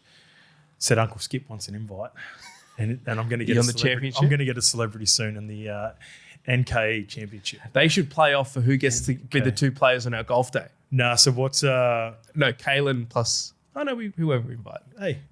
You're on top of that. Yeah, we got that. We got that sorted with the players that are going to. But going back the other way, they're going to do like an old boys day, and they said they'll invite us up. Anyway, I said, mate, it's such a good concept because you can see that connection that you guys have got off field with doing this thing, which again can go the other way if you weren't getting results. But I think you can see that Holbrook has clearly got the group and connected and is encouraging it and going, all right, we're training hard throughout the week, we're preparing well, but you also need to, I said this about the North Queensland Cowboys, New Zealand Warriors and Melbourne Storm. When you're in a one-team town and you're sort of out of Sydney, using it as an advantage to stick together and be together as much as possible. Yeah. Because as you know, Mace, we've been at clubs before where after training finishes, everyone just sporadically takes off. That's why I love being on the Northern Beaches as well. Parramatta was like that. There were players from everywhere, and we just live everywhere too. Scattered. Everyone thinks like, oh, I play for Parramatta. I live in. So it's not that we hated each other. Parramatta. It's not that we hated each other, but it's just everyone was all over the place, from all the way out to Campbelltown, Engadine. Instead of Ingleburn. Going Penrith. I don't know. City. Eric Growth lived in Cronulla. No, not you, Siri. Sydney. So we lived all over the shop. We're at Manly, mate. We would go and there would be 10 to fucking 15 deep, getting coffee, lunch, whatever it may be together, because we all lived in Manly. Yeah. So now Newcastle, that's something that apart from Biff, you'd think, Biffer and Jack Littlejohn. They were over in the east. Anyway, even I moved over for 1 year. Yeah, fucking traveling this far. You fucking hang out together. Straight away, so Newcastle with this golf and what they're doing on their days off, maybe once every fortnight, getting together, playing some golf together, having a bit of fun with it. You can tell, and that is translating to what they're doing on the field. They want to actually hang out with each other. Yeah, they're enjoying their time together. Yeah. Anyway. Papa Flocks, Mace. Speaking of Parramatta, we're heading out to Papa Flocks tomorrow night. Church Street, 310. We'll be there from 4:30 to 6:30. So it's 50% off everything. Come down and see us. We'll be serving some chicken, eating some chicken, dipping into the sauces that they've got out there. Just watch you out. And having some fun. So come and see us tomorrow night. Fuck, this will be good. This will be a fucking good game. That's how we start. You see those like the video when I clipped up the YouTube comment with the analysis from last week. Yeah, that was mad. You see all the big players like the Sunny Bills and all like the big dogs like those. Yeah. That shit. Oh, did they? Yeah. Did they? I didn't know. I always like take notice of who likes what. Yeah, see what tickles everyone's fancy. All right, well, let's keep that going with the Thursday game. 16th of April, North Queensland Cowboys at home to Manly Seagulls. Tonight. Both of these two teams are on a bit of a run, aren't they? So Braden Burns and Third Degree and the System, they both return. Braden Burns, Sam McIntyre, they missed a week. Sonny Luke is at hooker for Reid Marnie, who suffered concussion. That's bad, right? Jeez. It was last week. So yeah, I know, but like you got 11 days. Yeah, okay. Yep. So it was mandatory 11 days. Okay. So he'll have to sit out this week. As for the Seagulls, one player returns, Siwa Takiaho to the bench, and our big mate Simeone Liafi, he misses out because of the return of Siwa. So Fozzie's been able to have a pretty settled lineup for the most part. The Cowboys are flying. This is a really fun game. Good game. Good attacking game. A really good attacking game. Whoever can be the best defender, obviously, will win. But because there's a lot of points in both these teams at the moment. All right. So give me this, Lukey, because we're going to go to the odds. You can see your arm going crazy. What do you reckon? I'm coming to you. All right. So head to head, I want to know the total points in this game as well as the line. So a little bit extra. Okay. So dive into the markets. Both. Tab. All three. So we want head to head, we want the line, and I want total points for this game. All right, so head-to-head, Tab have North Queensland as favourites, $1.58, $2.40 for Manly. The line is 4.5. Yep. And the over-under, is that correct? Yep. Let me give a guess. 58.5. 54.5. It's a bit... I'm going overs. Disrespectful to Seagulls. I know it's up there. It's a little bit, the weather's still a little bit humid. The board's a little bit slippery. Sonny Luke, right? He is very good in attack, right? Yes. But the flip side is always defence. Yep. And he's not a strong defender. Well, right? what have Manly been doing well recently since his Fucking spotting them up, mate, through the middle. through the front door, haven't they? Yeah, CY Takiaho. Having CY coming back has brought the best out of Waddell and Bullimore because they know one of them were going to go missing when he comes back, right? And that's why they've been playing so well for the last 2 or 3 weeks, I reckon, because you're like, okay, well, fuck, CY's coming back. He's going to slide straight back in the 17. Where do I fit? So I better start playing balls out. Just so this will be the lineup, I think. It'll be, rather than Simeone coming on, it'll be Bully and CY through the middle. Corey Waddell he played big minutes last week because of Jakey, because of the eye. In the middle, yeah. And then Jake Simpkins has been rotated on. I love where you're going on that though, Mace. Look out for big Taniela Paseka to be getting the bumpers into Sonny Luke 5 times in the first 5 minutes of the game. They're going to have to target him. And the only other option that I can see that makes sense on the bench is the system. Sam McIntyre potentially going hooker. That's Sam McIntyre to hooker. Well, they don't have a noted hooker on the bench. Harrison Edwards potentially. I think Ruben Cotter could go to 9. Rubes could. Yeah, he could. And now you put some. Yeah, I think Rubes would set a Sam. Sam's like fucking 6'3". He's a big boy. Sam's their Mr. Fix-It. They put him out in the centres. They put him at. Trust me, I watch it. Depending on the juice in the middle. I would. I would be surprised if they don't start Sam McIntyre at hooker, and then Sonny Luke comes on after 20 minutes. Yeah, because I would anticipate that if I was Todd Payton. Big fucking Hetherington's been playing nice and direct through the middle. Taniela, he would not be doing his job if he does not run at Sonny every single time he gets an opportunity. Because guess what Jason Tomalolo is going to be doing to Brendan Wakeham? Yeah, exactly. The exact same. So the big boys' defense has been all right. He's a little bit stronger than Sonny Luke's. You were looking at all the weapons in the outside backs, but the game is going to be won through the middle. That's where it's won. And whoever establishes and dominates through the middle, will be the reason whether we see Tolu Kola or Jason Saab streaking away, Ruben Garrick, this would be a high octane game. Yeah. And I think fatigue's going to come into this. It's who can hold the ball, field position, and get on the front foot and just maintain pressure. Because, you got some big boys there. You got Jason Taumalolo, Cohen Hess is a big boy, Kai O'Donnell's a big lad. Like Rube's an animal. But, then you got Paseka. If these guys can potential to blow out, if you get these fucking 10-minute high-speed grinds where you can take your middles out. We've been saying that, like where, Tino's been taken out of games for the first 10 minutes sometimes when you get on that, like you get on a heater like that, and then all of a sudden you're just running back, your runs are shit, you're on a kick chase, and that's the sort of one that you don't want to get in, right? So it'll be one of those games where the kicking game's going to be has to be perfect. And they've got Tom Did and Zach Labert's. I think what happened to Murray? Suspended. Sorry, mate. Keep going. And I think it's one of those games because they're so evenly matched in the middle, and the halves are so good, and the outside backs are so good. So what's it going to come down to? Fatigue and mistakes and discipline. That's all it is when you're evenly matched like that. He fouled a HAA as well. Yeah, he got hit. Yeah.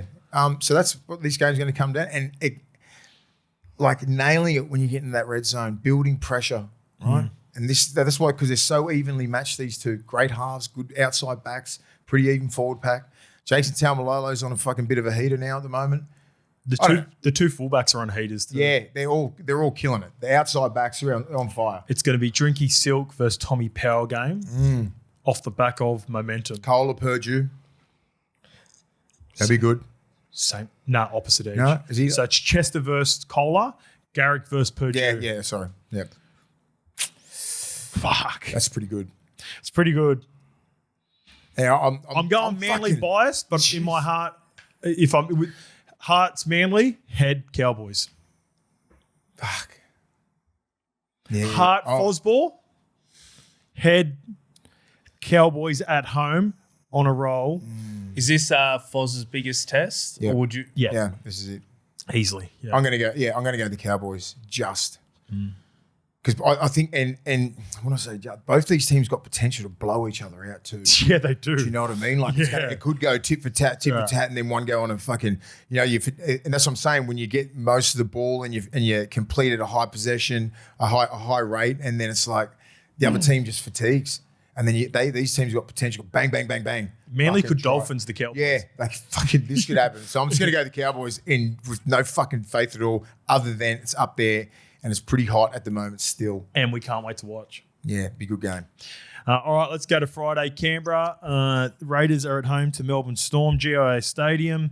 Tamale dropped, Mace. Earlier, Tamale's dropped. So Seb Chris goes to the wing. Matty Timokol gets his first chance. He's been waiting patiently. Last week they had the change of Big Papa, Noel Martin, Corey Horsburgh all to the bench. Now they've all been named to start. This is, Ricky better than me, mate. I think he still might do what he did again, but this is where Ricky and the respect that he's got for the OGs still gives them their starting jerseys numbers. I'm happy with that when I was playing.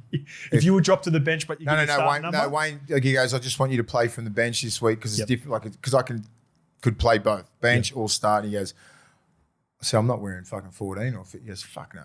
Yeah. Yeah, he goes, not a chance. I said, 10 on the back. He goes, I said, I'll play wherever. I don't give a fuck. That's how it is with the OGs, mate. Nah, don't give a fuck. And Ricky knows that.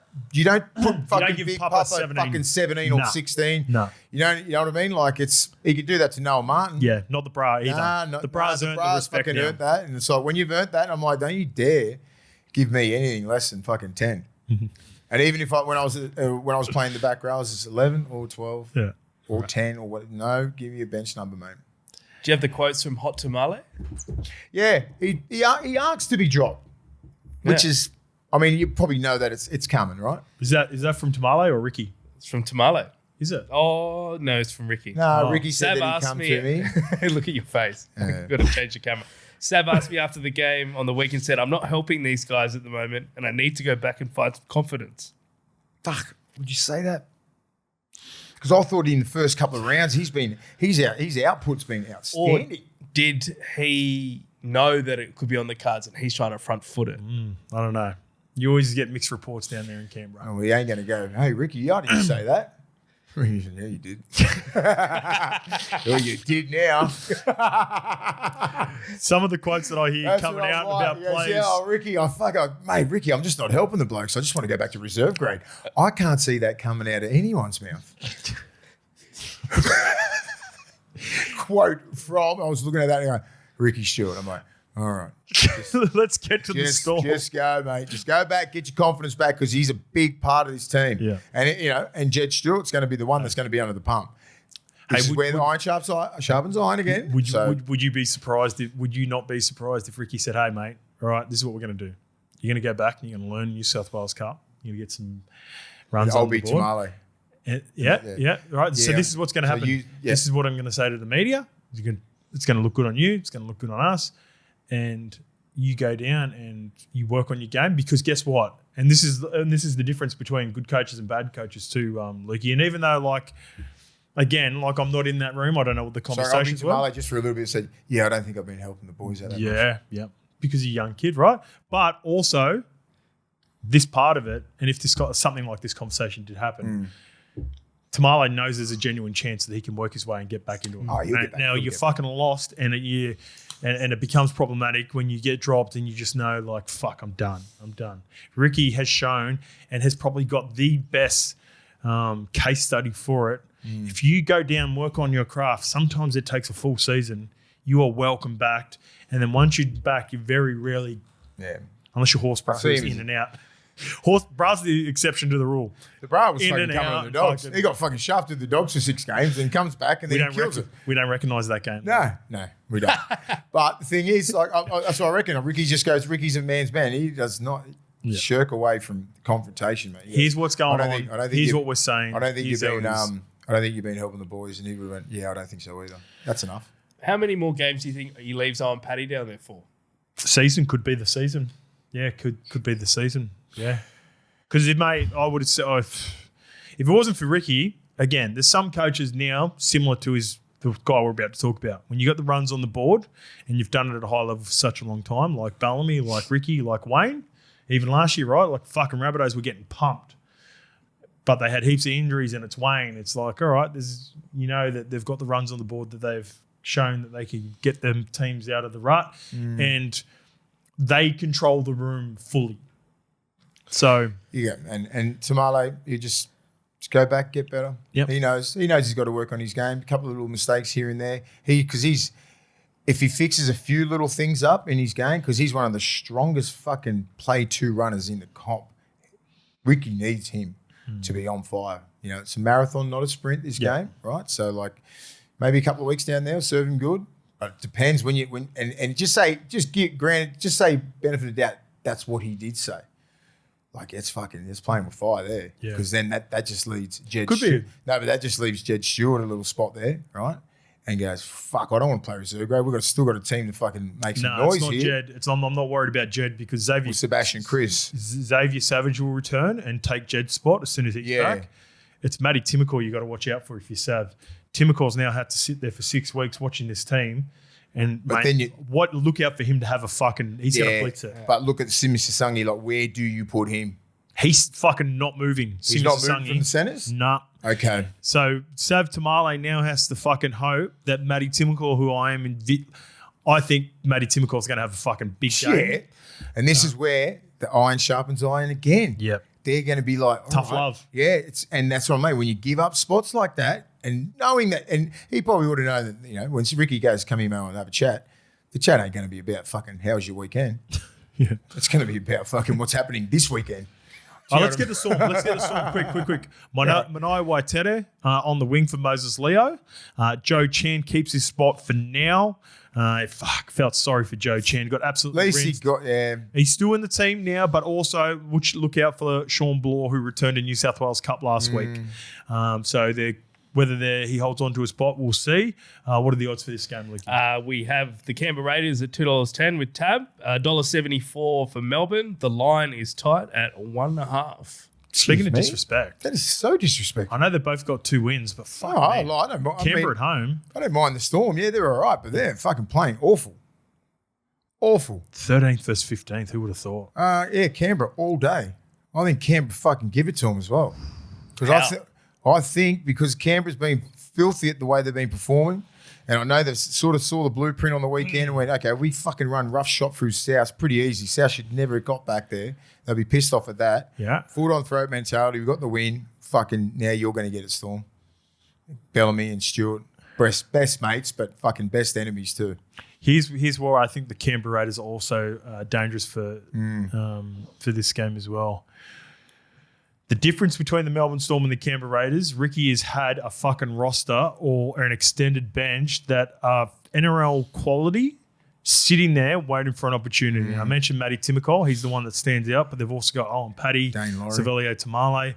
So Canberra Raiders have been underwhelming because of that, right? And they've had players that you would expect to have either put pressure on or been put into the team, and Ricky stuck solid with them. The Storm are different. The Storm are just losing troops. Like they've lost troops. Yeah. And Bellamy hasn't really been in the position to make changes like a Sean Bloor because he hasn't been playing until last week. So that's where both these two teams are going to be desperate.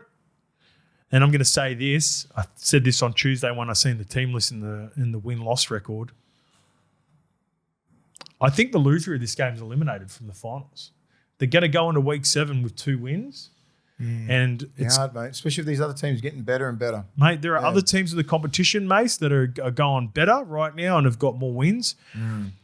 I don't think you can go 2-5 into week 7 and think that, and go on a Penrith Panthers-like type run. So this is desperation for the Storm and Raiders. Thoughts? I agree. I haven't seen the Storm in this situation, and I'm still looking at that team going, how are you in that situation? Because that's not, I mean, they've been decimated a little bit.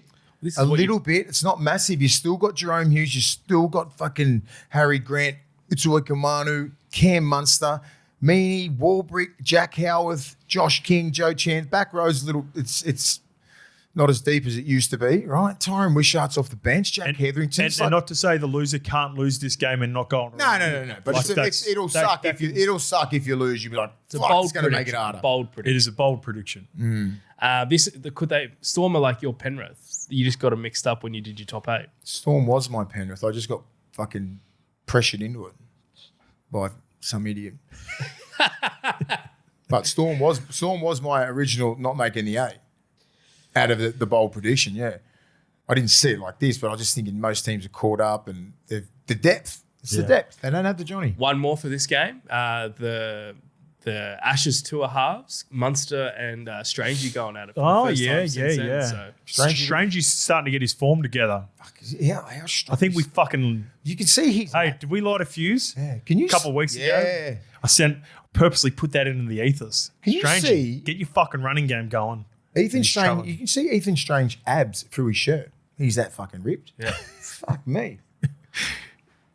Looks good. It's Canberra. What about Corey Horsburgh's? The bra. You can see the bras easy. And Big Papa's. Yeah, they've got a couple of mutters down there, don't they? Yeah. Big Papa can do what he wants. Yeah. Yeah, Raiders. What do you reckon? And I still look at that. I just still look at the team at Storm and like, how do you beat them? You know, like how do you beat the Storm? You just got to play footy at them.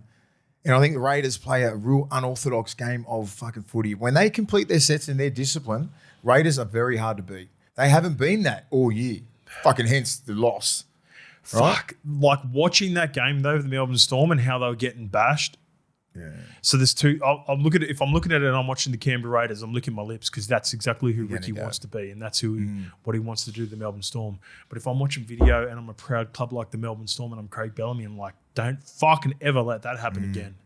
It's better, I know the words are there, and you'd be getting all the don't let it happen again. You don't want it to happen again, but then you look at the Raiders team and like, they're going to give it to you. I tell you Huddy Young's about it. Joey Tarps is about it. Big Papa's about it. The Bras about it. You know, the bench is all on there. The back, you know, Ethan Strange is fucking, he can hit. Like they're a bunch of hitters. They are a bunch of hitters, man. I reckon they're going to see Storm, and everyone wants revenge on Storm because Storm's always had fucking you're never going to beat us aura. Like Panthers last year. Yeah, good luck trying to get us. When they're down, you're going to get the best version of everyone. And they're down at the moment. Yep. Get them while they're down. Agreed. I tell you what, I better when they reinforce that glass after Ciro, it'll get a good workout this weekend. Yeah, Belly's going to smash that new glass. He needs his own like windscreen wiper in front of him. Good luck. Good luck. Yeah, Canberra, can't wait to watch it. It's going to be awesome. Dolphins versus Penrith Panthers. This is going from GIO Stadium in Canberra to TIO Stadium in Darwin. All right. Oh, yuck. Darwin. Yep. The Dolphins are taking not a bad. Honestly, I don't mind the strategy here from the Dolphins as well because if you play it at Suncorp, I think you're going to get a shitload of Penrith Panthers fans attending the game. Still. Darwin is. Fucking Darwin. Yeah. It's hot as fuck. Yeah. Humidity. The grounds aren't up to scratch. I don't hate it. I don't hate it for the Finns. Kurt Donohue's out. It's fucked. Brad Schneider, he's the new man on the bench. As for the Panthers, so Casey McLean 1 week. Isaac Tungle returns. Good sign. I said that there might have been an opportunity to put Luke Garner in, but Liam Martin is also out. So therefore, Luke Garner has gone into the back row. Yeah. Isaac Tungle has predominantly played right edge his career. So does Alamotti go to the left? Maybe. I'm not too sure how that's going to look. We're probably not going to have a look at that until game time. I think that's the right way. Like Alamotti's, he can play both. He's talented as hell. Yeah. So, something to look out for. Well, look out for these odds. Go, give us the odds. Give us the odds. Give me something. Look at a segue. The Dolphins, despite taking Penrith all the way to Darwin, they're $4.50 outsiders with Tam. $1.20 favourites the Penrith Panthers to bounce back. And 14.5 is the line. Too much. Look, I haven't been a fucking Dolphins fan all year, but I'm going Dolphins. Your fins up. Yeah, I'm fins up. With them up. Is that because you want to get back at the Penrith for that apology that we had a couple of weeks ago? My fake apology. No, I just think, I don't know. I think they might have saw a little bit of a blueprint in how to beat them. They got some really good back rolls. You still got Asai Gatal, one of the best ball players in the game. Nikorima, got some really good hard-hitting back rolls that run good lines. Lemuelu, Finafuriaki, some dogs in that team. I don't know. This is one of those games that they'll be looking at going, we can kickstart our season from here. What happened to Kurt Donahue? Fuck, it's annoying me. I fucking jinxed him this year too because I've been He talking just about. needs to stay healthy, doesn't he? Or is he dropped? No, there's no way he's been dropped. Expected. Is he injured? Has he been dropped? No, I don't think he's come. He was supposed to come back in round He's injured, 3. mate. He was back He was back last But he week. played against Manly before the bye. I reckon he's But I reckon he's injured. has to be. There's no way he's fucking dropped. Here we I go. It's in the late mail. I like their back five, right? I like the back five of the Dolphins. Yeah. Because they can get out of yardage pretty easily, right? They're fucking front rowers. It just says injury. It just says Brad Schneider set to play role off the bench after Kurt Donahue was ruled out with injury. Yeah. Yeah, they got a team that can win. They do. And it's going to be really yuck conditions. Completion rates important. Penrith tick like that. Yep. Dolphins are undisciplined. Yep. They need to fix all the shit. And just have a look how people have been trying to copy and paste what Panthers have done. High completion rate, high speed grinds, stay you know what I mean? All these little things. That's what the Dogs did for about 30 or 40 minutes in increments of the game. Granted, Panthers had some off players with their key players, Yowie and Cleary, playing probably their worst games that they've played for a while. Yep. They're due for one. You know, like Brian Toto hardly ever touched the ball. Milky Jenkins played well. Dylan Edwards played well. They all had decent games, but their main players were off a little bit. Who was Nathan Cleary going to target in this game? Well, he's going Cody Nikorima. Cody Nikorima, definitely. Yeah. So that edge, but I'm also not. It's that entire left edge is going to get it. So both Selwyn.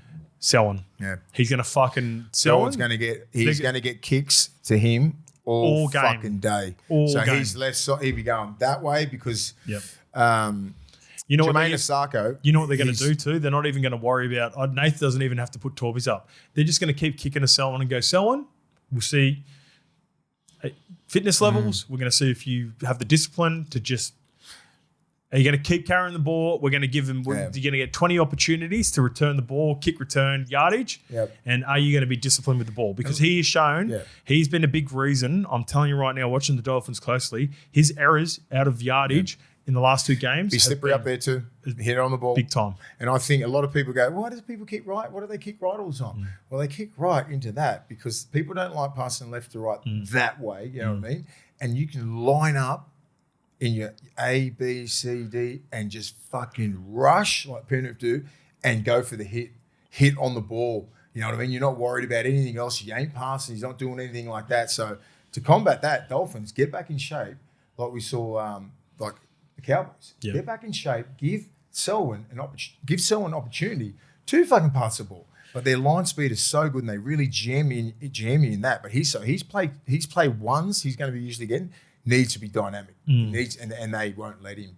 But he's a fucking talented player, Cobbo. He's got a spot like, you know what I mean? Like He's got to take his because licks. when he does play right, Blaise Talangi is nowhere near it. And he's the only weakness in that defensive system. Well, so he's going to be running at Liam Martin usually is the one who tries to kill him, but he's going to be running at Garner. He'll be leading the line speed. You're going to have Moses there. Mitch Kenny's always on the line on that thing. Lindsay Smith's always there. Yoey's always there. And then it's the play too, right? Then you're going to get fucking really dealt with, right? And that's Herbie. So they'll be looking at Herbie going, he's their fucking main dude, right? Get underneath, he's a big guy, get under, hold, drive back. They'll be trying to do that forever. So to combat that, fucking, you got to play football at them. You got to play footy. So Selwyn's run, if they're not pushing up, right, bang, just throw it to fucking Hammer. And then Hammer's in the middle of the field, then you split the field. And then you can go wherever you want. Instead of like getting jammed on that 20-metre line, right? So the kicks are so good, right? Which is easier said than done. Kicks are so good over there, right to him, probably in that 10-metre box. He ain't getting past that 20 because they're already down there. But it's that next play that's important, what they do there. And if they can get back in shape quick enough to fucking have a crack. Or even if Herbie has a dig, that next play you got to go. You can't go one out against Penrith. They just want to, that's easy for them. You see him play like that. Bang. bang, bang. Next minute you're kicking on your fucking 30 or 40, and then Dylan Edwards is catching it on his 40, and he's getting it to the halfway. And they will do that until you break. But you've got to play footy on to generate the speed of the ruck and to just get them out of yardage. And once you get out of yardage, then you look for a little bit of a penalty here and there. It's always a 6 to go if you're playing the ball. It's up speed and you're going through the ruck and you're trying to fight. But when you're not fucking fighting and they're getting you and driving you back on the ground, 4 or 5 seconds, next one's getting bashed. So it's like that's why back fives are so important to getting out of yardage, especially against that team. All right, I've just changed my multi. I've taken out Milky Jenkins. He's been scoring too many. He's going to score, but $1.45. If he gets another double, fucking forget about it. When people come to the skip for some jam, they want to see some value. Yeah, I want to see value. And sorry, what would he be paying? $1.20? $1.45. Okay, it's close. Gamble responsibly. Close. With these two games, the two number 6s are going to be crucial. Last time we seen Cody Nikorima, he got absolutely rolled by Hamoli Olakuatu. Last time we seen Blaise Talangi, he got absolutely rolled by Jacob Preston.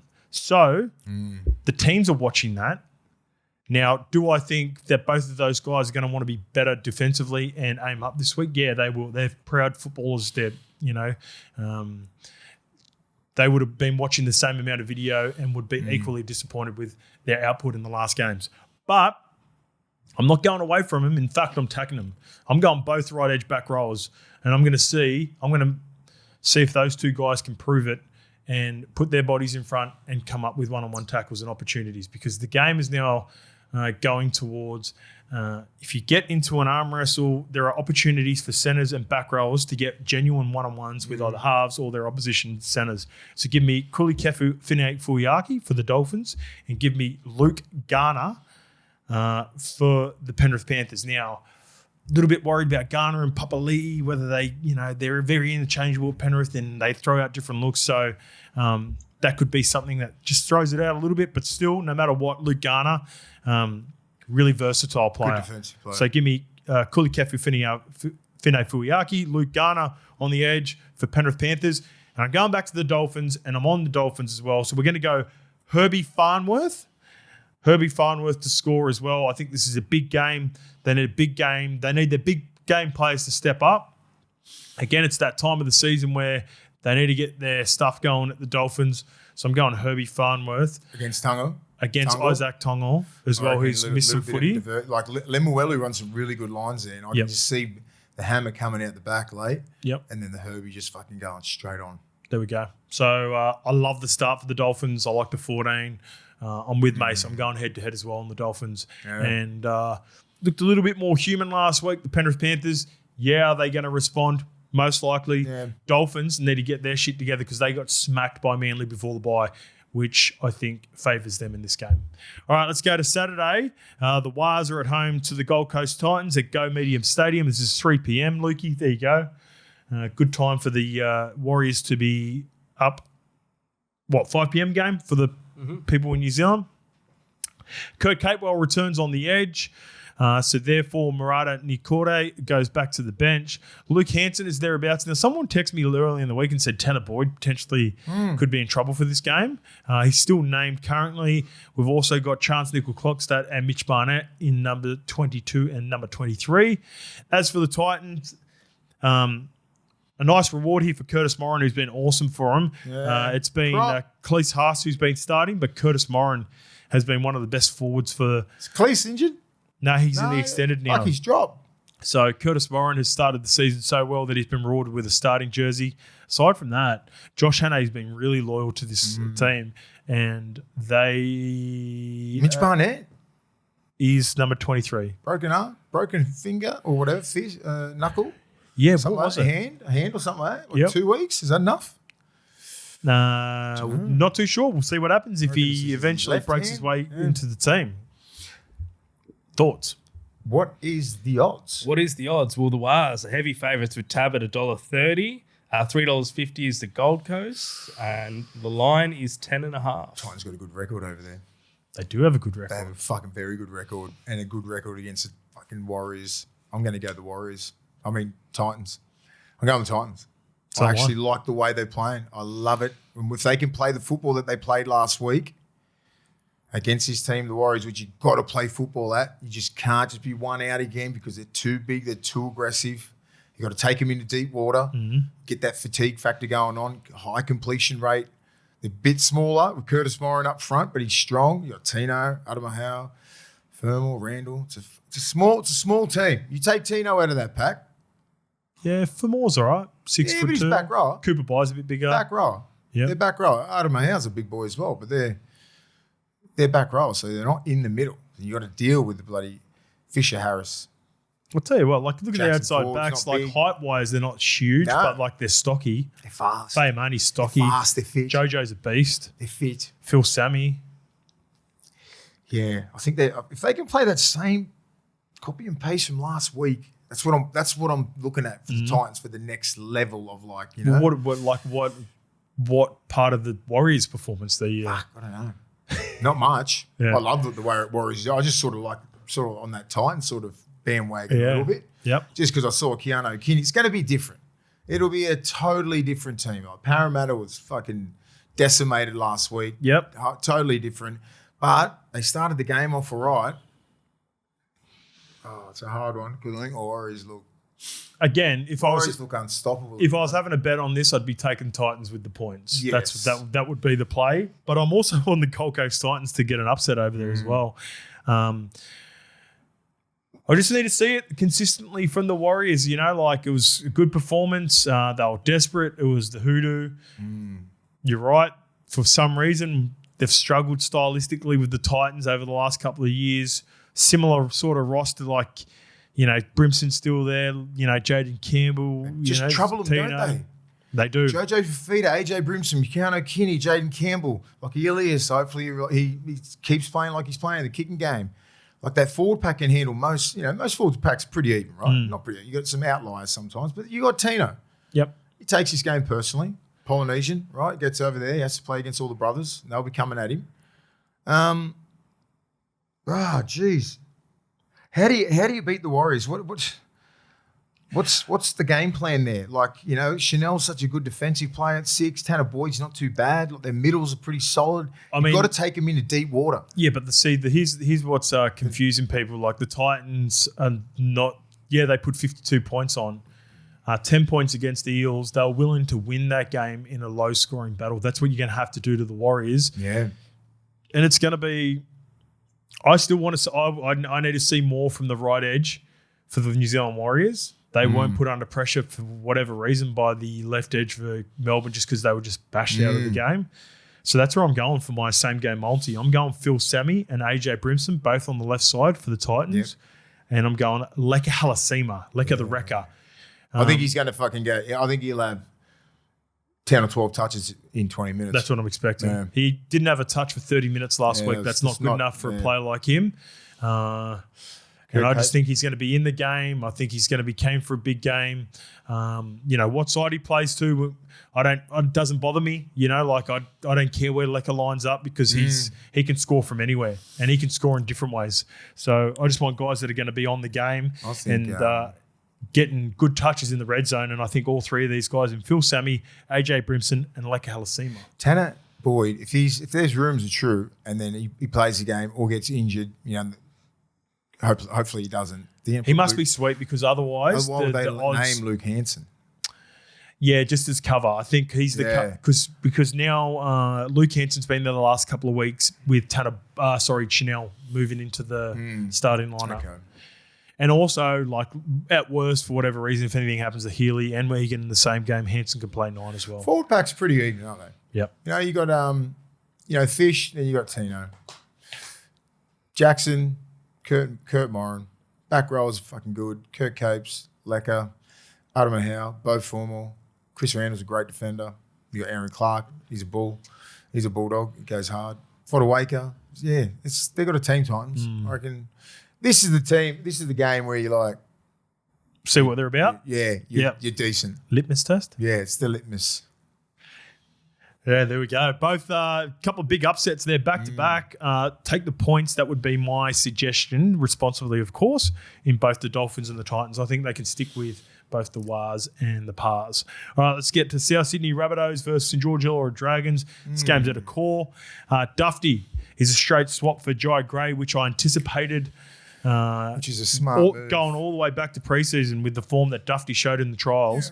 Lachlan Hubner goes into the back row because David Fafita's going to miss 4 weeks with a hamstring injury. So who else can play edge? Probably. Here's how I think it could potentially look. Hubner goes to middle. Keon goes to right edge. Talis Duncan goes to left edge, or another different variety on it is Talis stays on the right as he's been doing. Cam Murray goes to left edge back row, and Hubner goes into the middle because Lachlan Hubner is not playing edge. Where's what's her name? Did he get suspended? Jai Gray, Fafita. Fafita. 4 weeks, hammy. Oh, good. Did his hamstring at the back end of that game. As for the Dragons, Matthew Fiangai, he entered the game for Moses Sully last week. He will start in the centre position. Aside from that, he's kept the same sort of team, and Flano was sticking with same time, man. Basically the same 1-19 with some guys in the extended squad who aren't happy at the moment. You got young gun Cade Reed still there, Loco Junior Pacifici Tonga.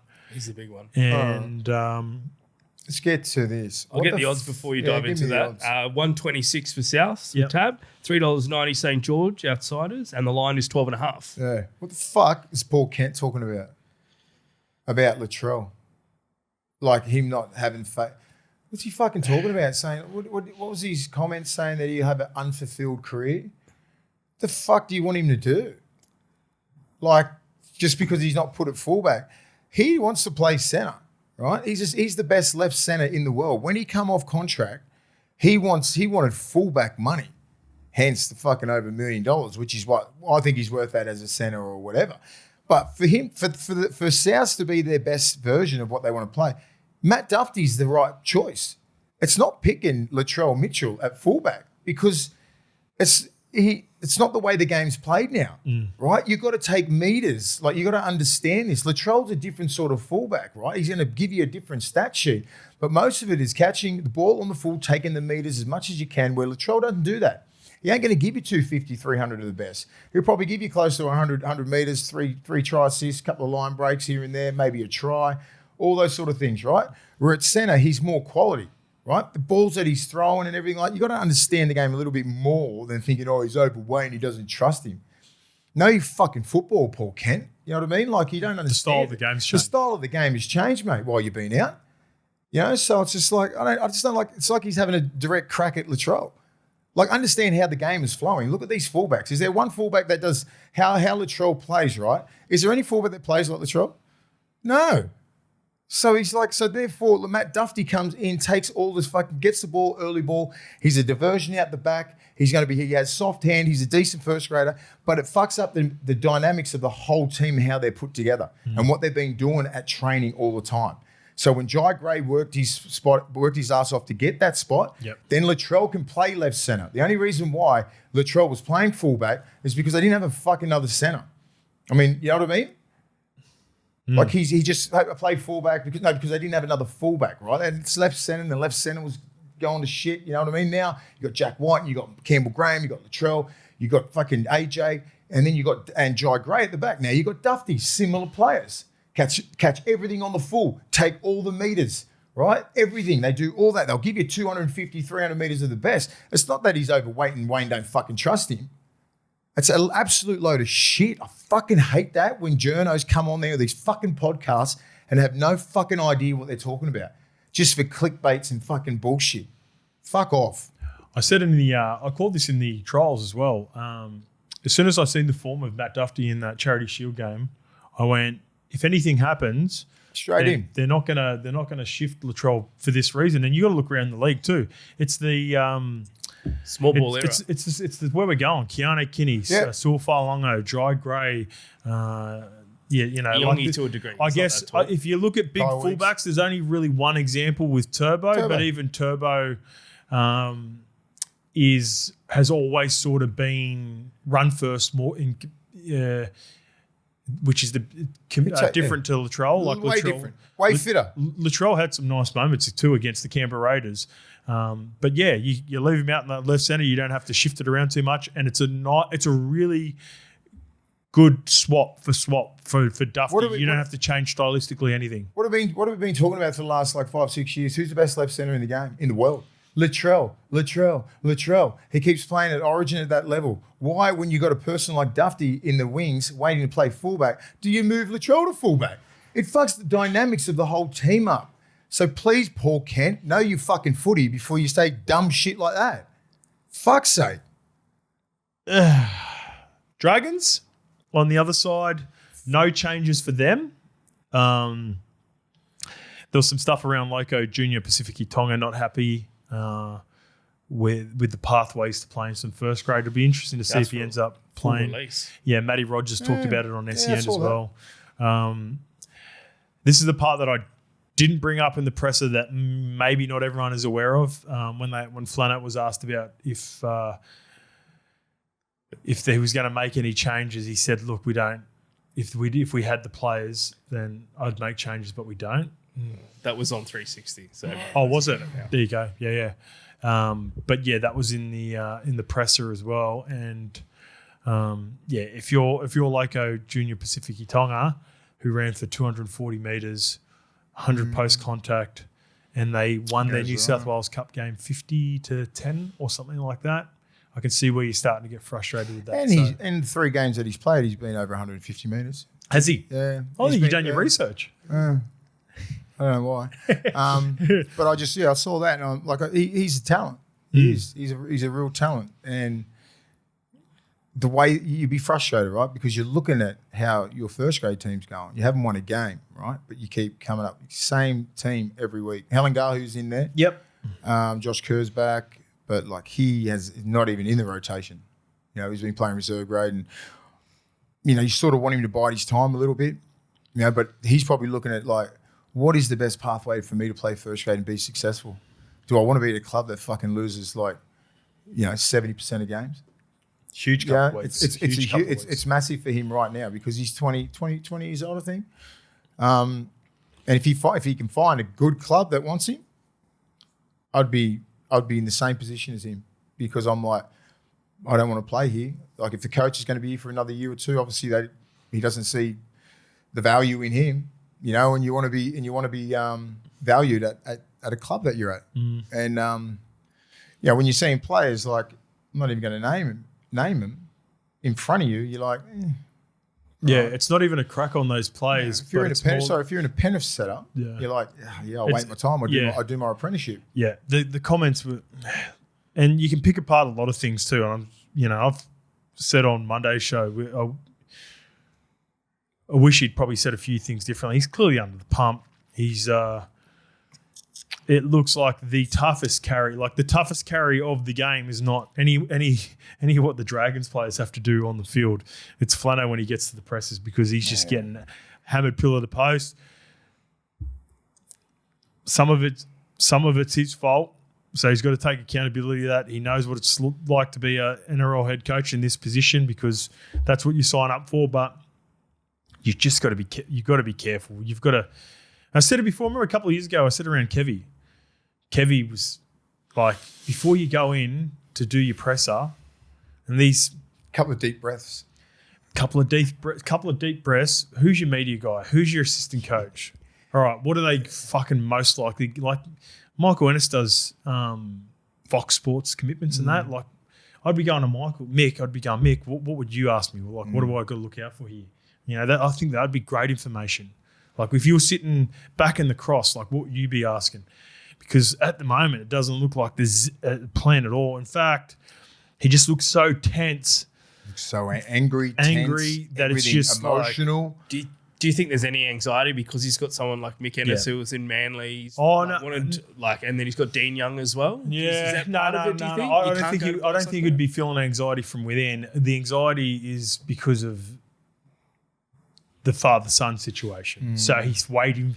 It feels like he's tensely waiting for something around that every time. And then therefore it's clouding, his thoughts, his judgment and the things that he says. So Pacific East Tonga's manager quoted the press conference in the release letter. Yeah. Who's his manager? Clifton and Matty Rogers. Anyway, like stylistically for this game, I think Rabbitohs going to pump them. Yeah, fuck it. Done. See you later. No, We spent enough on the Dragons. They know what they have to do. And it's like, fuck, senior players have been taking accountability. Coaches taking accountability. Fucking like this and like you just got to get out there. I will say this. I will say this. I will, because I've watched South Sydney closely the last couple of weeks. They have been sloppy at times in games.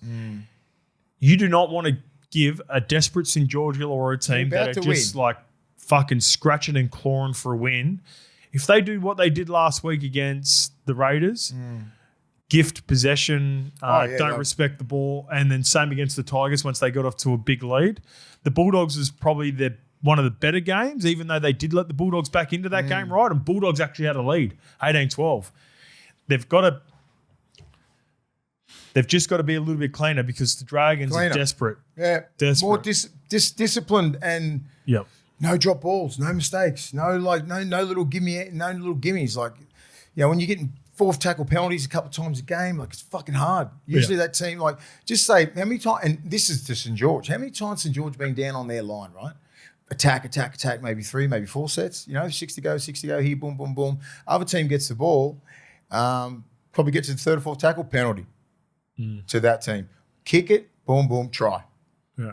It's deflating because their attack is so fucking abysmal, right? And then you can't, and your defense is good in certain ways, but then if it takes it out of you in attack as well, fatigue.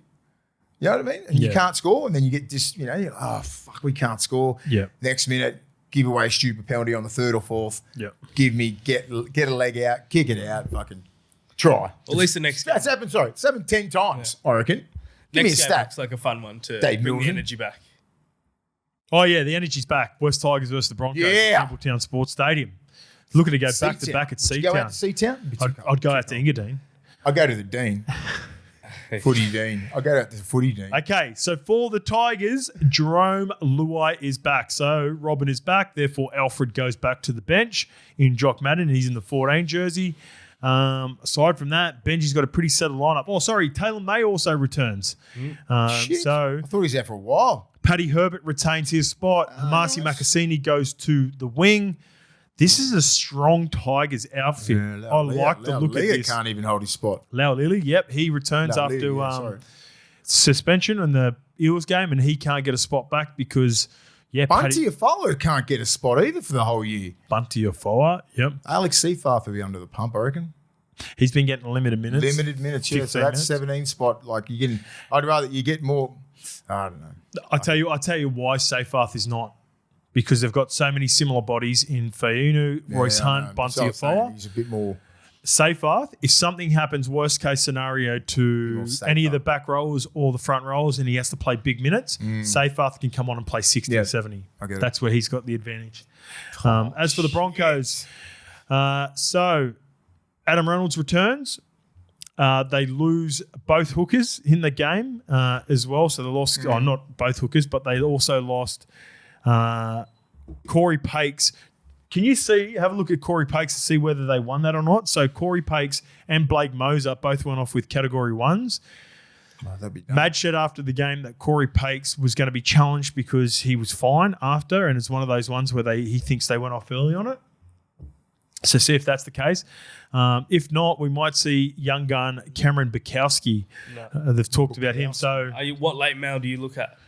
Just Fox Sports or NRL News. Yeah, Fox Sports. Corey Pakes hasn't recovered in time to play. Okay, so they lost that. They challenged the independent specialist believed he hasn't recovered. Okay, sweet. So Corey Pakes is out. So therefore, we're going to see Josh Rogers at hooker, and we're probably going to see Cameron Bukowski. They've got huge raps on this kid as well up there, Mace. Yeah. Xavier Wilson goes to lock for Paddy Carrigan, who got 2 weeks because he had loading. So him and Casey McLean were the same, but Paddy Carrigan has loading, so he's out for the next 2 weeks. This is going to be fun. This is going to be fun because I think the West Tigers go back-to-back at Campbelltown. A few upsets that we're picking in there. See what they're doing with the crowd. What are the as I odds? get to the odds. Sold out, isn't it? No, so it is sold out. Hang on, where's my What's the notes? capacity out there? We've got the favourites as well, the Tigers, $1.53. Brisbane, $2.50. 6.5 is the line. Reno's back. They've requested everyone at Campbelltown stand because it's a Saturday. So normally it's a Sunday game. They let you bring your blanket, sit on the hill. Mm-hmm. They try to get an extra 2,000 in there if everyone's standing on the hill. So Interesting. Never heard that before. Don't even understand. So don't bring your blankets. no sitting, no blankets. You're on your feet and you're going mental. And because it's a Saturday, they said that's Sunday etiquette. I want to sit down Sunday arvo. on my lounge. Anyway, I like the Tigers, but I didn't know Adam Reynolds was back, so I'm going the Bronx. Ooh. Yeah, I want the Tigers to win just because I love their fan base and what they're doing there and what they're building. But How much? Yeah, not that much. Just a little bit. Broncos. Yeah, I think because of Reynolds, he just steadies the ship. That forward pack hasn't changed. Has not changed. Paddy Carrigan. Fuck, where's he? He got suspended. Yeah, all right. Well, Big X is there. You know what I mean? It's just a little bit of depth on the bench, but Big X can play big minutes. Yeah. Yeah, I like it. I like just because Reynolds is there. That's it. If Reynolds wasn't there, I didn't know he was till then. Yep. So Tigers all the way to get flogged. To get flogged? Yeah. Broncos to flog them? Yeah. I'm going opposite. At Campbelltown. At Campbelltown. Campbelltown just flog to it. fucking put him right in their place. Well, that's not a surprise, Lukey, because before last week they fucking hadn't won there forever. Yeah. But they're going to go reverse the streak. All the fucking shit luck that they've had and bad form they've had there. I'm going opposite. I was Tigers all week until I just saw the team. I think you're going to do a ScoMo and shit at Engadine Macca's. Yeah. That's what's going to happen. I like exit 13. I know it, I think Payne Haas will take it upon himself to go, give me the ball. I'm going to give you fucking 300 metres of the best. I reckon he's got, and that outside backs, have a look at him. Jesse Arthur's still there. Karapani's fine. Staggs. God damn it. Shibasaki, Dean Mariner, Ezra Mann. God damn it, Reynolds, Shibasaki. Yeah. Check out. I can't wait to see this left edge now proper. We've seen a small sample size of it in the trials and then week 2 before Jerome ended up getting injured. Jerome LUAI, Taylor May. I think Paddy Herbert retains the right edge spot. Therefore, it allows Taylor May to move back over to the left. Now, you've got to remember, Hamasi Makasini started left centre in the season. Luke Lilly, left winger. So I think the left edge is going to look like this from winger in. Hamasi Makasini, Taylor May, Jerome LUAI, Samuela Faunu. Now, they are going up against my man Katoni Staggs and Dean Mariner, so it's not going to be a cakewalk, but I'm liking the left edge. I'm liking Jareem Buller. I'm liking Terrell May and Alex Twal. I'm all on the Tigers bandwagon at the moment. So what would their edge be, defensive edge of the Broncos? So what do you mean? The right edge for them? Yeah, going against their left. So it's Katoni. Mariner against Makasini. Yeah. It's Katoni Staggs against Taylor May. That'd be a good battle. It's Adam That's a Reynolds battle. versus Jerome LUAI. That's a fucking mad battle, isn't it? It's a good Taylor battle.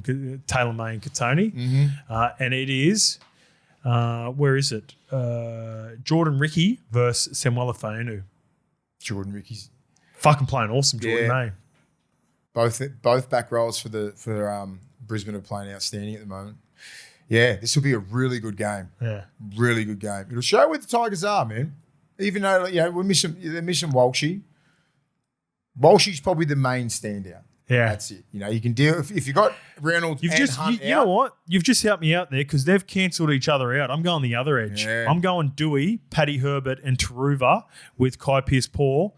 I want to see more. I think they're going to target that edge more. Brendan Piakura, Ezra Mam, Gemma Shibasaki, and That's where they Karapani. should go. I reckon It's still a good matchup, to KPP. They're both even, and that's what I'm saying. The middles are pretty good. Like it'll test out Terrell May and Bolle, Appy, and Alex Twal. It's fucking an even game. Finally, Oh, good. Can't wait. for the Tigers and the Bronx. Tigers versus Bronx. I got Tigers. Mace's got Bronx. Let's get to Sunday. So the Roosters versus the Knights at Allianz Stadium. I'll be calling this one for SEN, so come and sync it up as well. James Tedesco. Who we got? Hugo Savala retains his centre went spot. all right. I like it too. Yeah, Billy Smith is in the extended. Aside from that, Pretty much the similar lineup to which they rolled out and got the victory against Cronulla. As for the Knights, they've got a heap of changes. So Fletcher Sharp goes back to fullback. Fletcher Hunt goes to the centres. Hey. Dylan Brown returns at the 7. So Sandon Smith kicks back to 6. Thomas Cant is in the back row as well because they also lost Frizz. And they lost Dylan Lucas. He's going to be a big loss for them. Yeah, big loss, Dylan Lucas. So Thomas can play. He can play. Yeah, he's all right. So they've lost Frizz. So not only have they lost in the last couple of weeks, when they lose players, mate, they lose big gun players. So Kalen, Bradman Best, Frizz, Dylan Lucas missing in this game. It's their stars, man. Yeah. Like, it's good. But Dylan Brown's back. They get Dillbags back.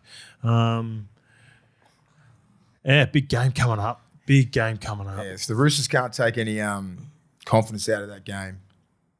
You know what I mean? What do you drop? 16 odds. Sorry, mate. Well, Tab think they're confident, Mace. Yeah. $1.28 favourites. $3.70 outsiders Newcastle. Yeah. And the line is 11.5. Because, you know, against Cronulla's an outstanding team. They're up there with Penrith from last week, right? 22-4.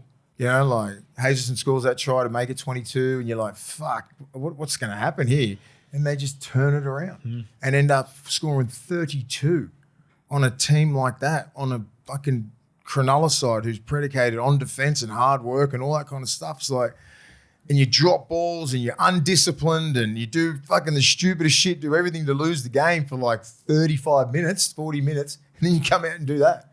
So their capabilities is massive. Their ceiling is right up here. Everyone's just got to play to their potential. And not many teams will stick with the Roosters when they get their shit together. If they can stick. Yeah. They're like the Rabbitohs. The discipline for the Roosters and the Rabbitohs, the way they don't respect the ball sometimes. You could do that 6 years ago. Yeah.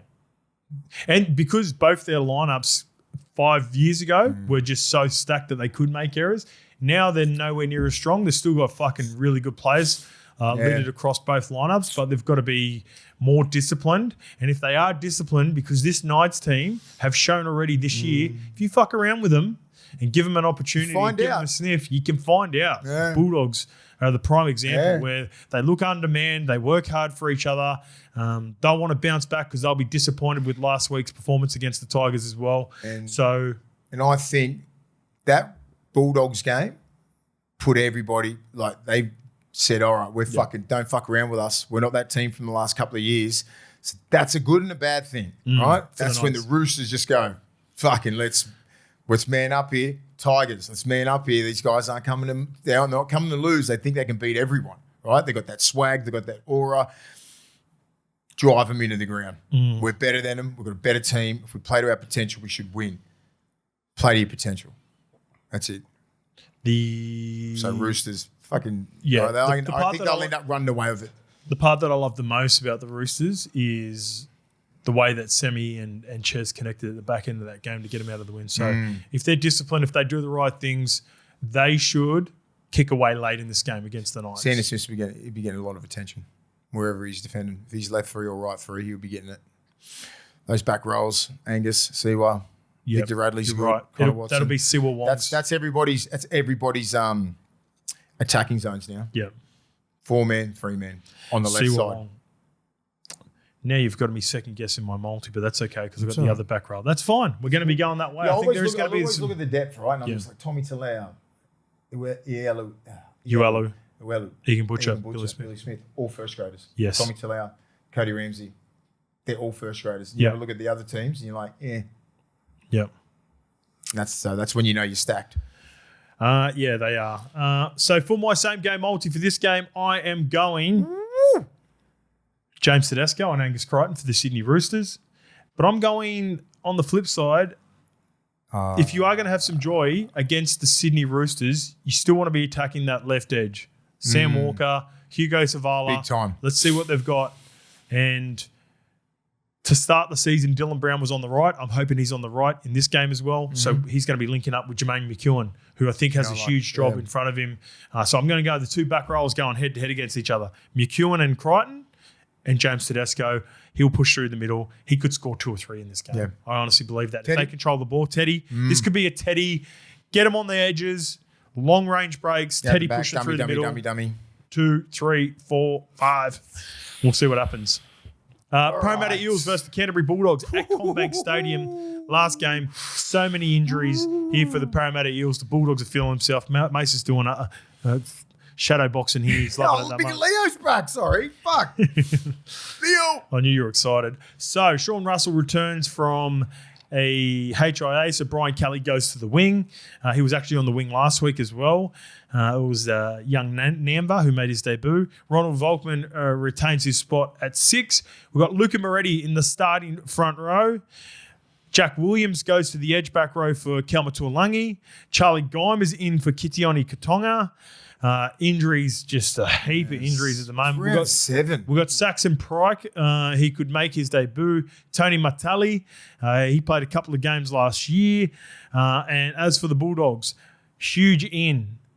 So a couple of big names to look out for. Leo Thompson in the number 10 jersey and number 23 jersey. His favourite player at the Bulldogs he'd love to play with Willie Mason. That is Stephen Crichton. Got the 2-3 on. He got the 2-3. I wonder if they look at 23 like 100%. Jordan. No. Like Jordan or LeBron. Jordan. It's a big thing. It's a big thing, mate. Jordan. Remember Galvin had it on in his Gen debut Z. as well? Gen Z. Yeah. They're I LeBron know. little fanboys, but I think Stephen Crichton, the critter, he knows what's up. Well, It's the Tab know Jordan. what's up too, Mace. $4.30 for Parramatta Eels. $1.22 for the Bulldogs. And very disrespectful, $12.5 is the line. Disrespectful. It's at CommBank. I'm spewing that you boys are decimated. Yeah. Because This would've been a I fun love game. this game. I'm I just trying to- fucking love it. And I don't give a shit where the Eels are. And if they've got injuries, they're playing against the Bulldogs and vice versa. You're playing against the fucking Eels. This is a game where you just got to reach back into the 80s and get real nostalgic. Right? So how's this for a lineup? It is, and it's the 86, 30 years, 40 years. 40 years since 40-year that game. anniversary. So it means a fucking hell of a lot. Yeah, all the old boys will be there. It's Yeah, a they bit will. of an old boys No, day. it is. It's fucking awesome. These blokes played 8 grand finals in the 80s, 4 each. Eels are outstanding. Bulldogs are outstanding. So that still gets driven into these players today. You know, when they're always around the club and, especially the Eels being at the home ground there. They'll have fucking Ray Price. And Yeah, the whole crew's Brett coming Kenny, out. Steve Everyone's Ella, there. They've fucking all all got they made bomber jackets for the all mob. these fucking legends of the game, mate, and a big part of where the game is today, the 80s game. Well, I want to give a quick shout to Mitch from the Cumberland Throw. How got this for the lineup? So fullback, Yongi, winger, Simonson, Semrani, and Kelma-Tuolangi in the centres. Penasini on the wing. Richard, that is.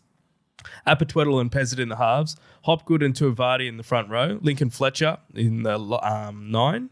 Dury in Kit Kat in the back row with Madison at lock. That's Yeah, an wow. injured Eels 1 to 13. Yeah, it's a pretty good team. Yeah, they're decimated. aren't they? Oh, yeah, okay. That's the players who are unavailable. Yeah, I'm still looking at that team going, it's not bad. You still got some decent fucking players in there. Yeah. They can make an upset. So Bulldogs team is like looking at that going, I don't give a fuck. Mm. Eels are down a little bit on troops, but who cares? They're going to get the best version of all these guys. Mitch Moses there. It's that CommBank. Don't sleep on these motherfuckers. You know what I mean? Like, still got a good team. Dylan Walker, Jack Williams, Junior Paulo. Already goes hard. Mitch Moses. You fucking If Critter plays, do you think he? Penasini slyly having a fucking great year when he's playing. He's been outstanding. Where do you think Critter plays if he plays? Trying to think. Jesus Christ. He just comes straight into the starting side somewhere, but where? Yeah, I know he's I'm first looking pick at that. in the I'm back just line, saying. but Like he's. Do they disrupt Right. the apple cart? pardon? They disrupt it and put him back without the I switch wouldn't for say Seri? disrupts the correct word because he's Stephen Crichton. They had one win. They haven't won 3 in a row. But Bronson Cherry was awesome. I rave about him every chance I can get. He's just like it just seems like it clicks that left side with Cherry, right? You saw it. Yeah. And I think we look outstanding when he's at right centre. I think he's a shutdown centre, right? You fucking takes your best centre out of the game and he can still do what he wants. Right? He I'm just not sure about this injury. It's been 2 weeks? 2 weeks? Yeah. Grade 3, grade 2. Not sure. Have to jab that. Everyone knows that. And it's just like you feel like Superman in the game. That. Then after the game, it's like that. Can't even get it up. I hope to God that he has another rest. Right? He's just there for the warm up, and he's there to get him going. Everything until they run out. Just his presence around, just to be changed and to have Critta's presence. That's all I'm thinking. He'd have his presence around, even though they didn't need it last week. He was in the box and everything. It's probably up to Critta. Like when Ciro goes, "Do you want to just get dressed and be with the team?" But here's what for Ciro. Fuck if they. I've got him beating Parra by a big score. Yeah, I think they cover the slot. I think they cover the line. Yep. Will you, Derry? It's fine. Yep. So I can see Stephen Crichton. If they do have a big scoreline, then a bit more of a headache for next week. For next week, if they eventually get put in the, I think it's going to come down to Twala or Montoya. I think you got to keep Sherry. Yeah. It's Montoya's the one under the pump. Chihuahua's playing outstanding. What time do we book this to? Yeah, till 10. Oh, but sweet. there's definitely no one after us. All right, sweet. Montoya's under the pump. Yep. I mean, our back, like Jacob Carraz looks like he's a bit busted. So what do you do there? Can Tuala play wing? All right, we'll save it anyway. We're running out of time, and plus, I think that these are all hypotheticals because we don't even know if Stephen Crichton's going to play. Ronnie Volkman's going to get it. He's going to cop it. He's got a lot of traffic coming his way. Good luck wherever you're defending. You're going to have a kicks or you're going to have fucking Jacob Preston coming at you. Whatever. So the forwards will probably hold their own, I reckon, against our boys. We've got no Max King, but Big Leo comes back. I'm not sure what minutes they're going to give him. You know what I mean? Like, so hopefully he can bang out probably 50 in 2 stints, 50, 55. That's what you want to get. Birdo, Lockie Galvin, I love that combination. It's working all right. Jacob Preston. Bailey Haywood needs to just be a little bit more disciplined.